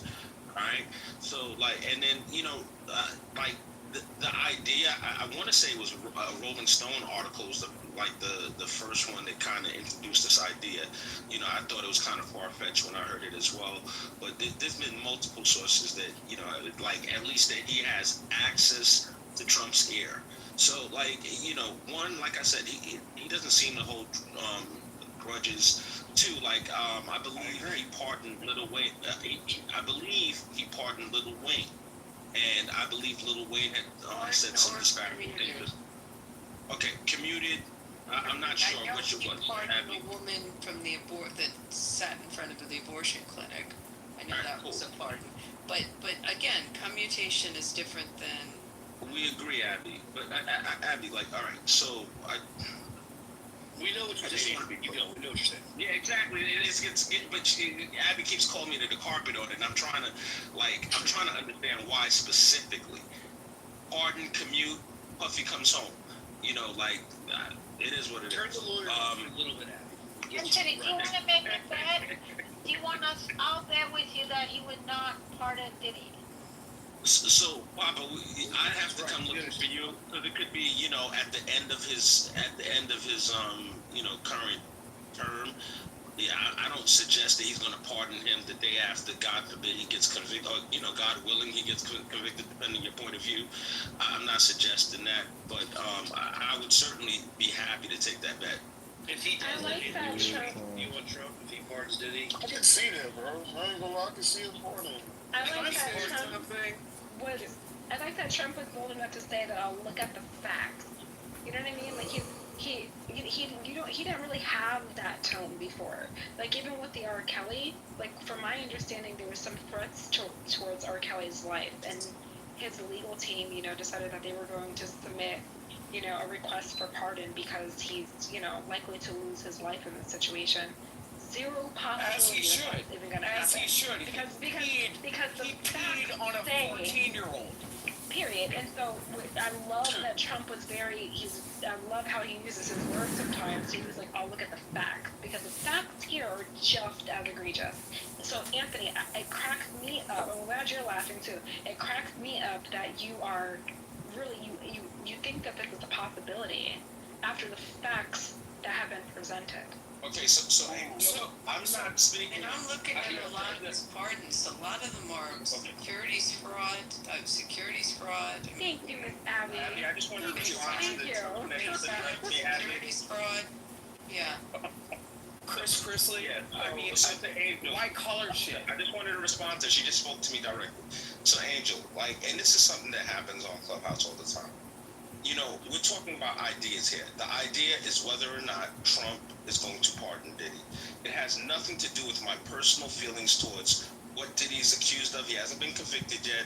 The nature of his crimes, nothing to do with that. I hate the demonization, the whole holier than thou. We're just talking about an idea. I'm talking about your idea too, but it was your idea, and I went ahead and I just kind of read a little bit into, some of his pardons. Oh no judgment whatsoever. I'm sorry that you took that as shade. I'm sorry that you took that as shade. There's no shade towards you. You made a very bold statement, in my opinion. So and your opinion was just very loud, in my personal opinion. I just wanted to just, turn that dial down a little bit and say, listen, he specifically said, I'll take a look at the facts. And we know somebody who is in kind of similar, situation, just so happens to be R. Kelly, just so happens to be in the same industry, just so happens to be in the same pool of people who literally just recently submitted a request for pardon because his life is at risk, right? This is what's being put together. We're just trying to get this man's life to be saved, and there is zero possibility for that. Zero. Angel. Because of the facts that are involved here. Hold on, let me just finish. If you take a look at some of the facts of those who have been pardoned by him, no, I think she's actually glitching. Yeah, because she's not. What are you talking about? of those who have pardoned. I will There explain have why never they been Nice try, any of them anywhere near agreeing. Stop fighting. Daddy's home. Responsible. Good to see you. So yeah, man. Daddy's home. So go ahead. Son. Angel, the idea. Your sister has spoken for a while. Angel, the idea that he should pardon him because his life is at risk in prison is a ridiculous one. That's one of the most ridiculous reasons. I think it's one of the most ridiculous reasons I've ever heard lawyers assert that someone should get pardoned. Anthony, This idea, Anthony. Did someone just use the what's going on, Adam? I've been trying to get in for like 10 minutes. Like, y'all been just like going back and forth. Can I intervene too also as well? How about I land and then everybody? Right. So, Anthony. That's gonna be a issue. I never do those, but I think we have. I'm gonna go after you, doctor. Hold on one second, you guys. We'll let Anthony finish his little bit, and then I'm gonna go.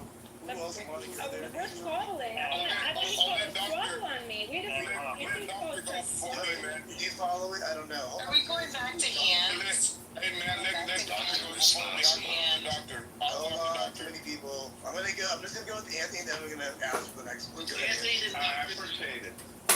I appreciate it. Doctor to me. Okay. Anyway, so like I said, Angel, the assertion that the reason why he should pardon R. Kelly is because his life is at risk. How about we put him in a secure facility and make sure that nothing happens to him? That would be the answer to that. Not to commute or pardon him. It doesn't make any sense on the face of it. And I think that when Trump says, instead of him just saying outright, well, that's really not on my radar, I have no interest in doing that, he said, I will look at the facts. That leaves the door open. To act like this is not a possibility, and all I'm asserting is that there's a possibility. All I'm asserting is that both R. Kelly and Puffy have his ear. I think that the thing that both of these cases share that's unique is they're both charged with RICO, and they're the only people on trial. This whole racketeering nonsense and conspiracy, and they're the only people on trial. It's like it has the stink of like lawfare to it. No, what they have in common is that. Okay, I'm sorry. I know I'm triggering somebody. Just 1 second here, please. Donald Trump did the same. Let me just follow with him. And I'm going to land right here. I'm going to land right here. Fani Willis tried to charge Trump and Giuliani of all people, with RICO. This shit it's out of the so I think he could relate. I think he could understand, the prosecutorial misconduct and overcharging, and he might want to take a look at that. Amen. May I speak, please? No, go doctor. Go, I got it here. I got doctor. I got Ricky, I got Papa. I'm gonna do it really quick. But Adams, go ahead, and then Ricky, then Papa, I think it is. Papa? And Yeah. then let me take that piece with Anthony. Thank you. Hey, guys. Yo, Matt. When Matt speaks, stay mute. I don't understand. Why is everybody talking? Yeah, good. What happened? Hey, Sarah, can we please let Angel respond? Because, she got muted, and she was making a point. Matt is running the room.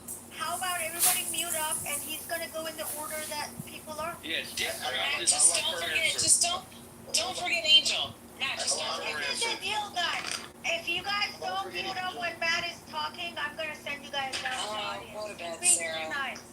He's being too nice. Yes, ma'am. Okay, let's go, Adams, and then Angel. Yeah, I'm not gonna forget you. Don't worry about it. You're good. I got you. Just gonna be a little bit delayed, a little bit, okay? Adams, and then who's the doctor? Responsible. I got you. Don't worry about it. It's just gonna be after men. Yes, sir. Okay, go ahead, Adams. Yeah. So, I'm absolutely disgusted in some of the sentiment that I'm hearing on this stage. Anthony, I respect you 10 toes down. And, I'm going to choose my words carefully. You've never been in those Southern California situations to have to pick these girls up from freaking like 2-3 o'clock in the morning, reaching out to their best friend from high school, right, to pull them out of a fucking ugly situation, like some of the shit that's on trial through this Diddy trial. You've never been in that situation. I have nieces that are out there, right? Some of them that are starting high school next year. Some of them were in high school applying for college right now. So it's very disheartening that people can't understand that two things can be true at the same time. Diddy is a filthy fucking animal, and Cassie is a dirty ass, dusty, wig wearing demon. Okay? Two things can be true at the same time. Our children in America are not for sale. So for anybody to advocate the fact that R. Kelly should be let out of jail under any circumstance, okay, I find that to be reprehensible, morally repugnant, okay, and absolutely disgusting, okay? R. Kelly should be in jail. As a matter of fact, let's go to Project 2025. Because, you know, Matt knows that I've always wanted to meet halfway in the middle. But now listening to this shit, especially after the Diddy trial, and especially after men coming into spaces and saying that the main structure for which a society is taken seriously in their ability to protect the women and the children, people are making excuses for this shit. Let's bring in 2025. Project 2025, the death penalty for anybody who's going to be touching children and raping women. I'm sorry. I'm done with this shit. Just say raping women. It's disgusting. It's fucking disgusting.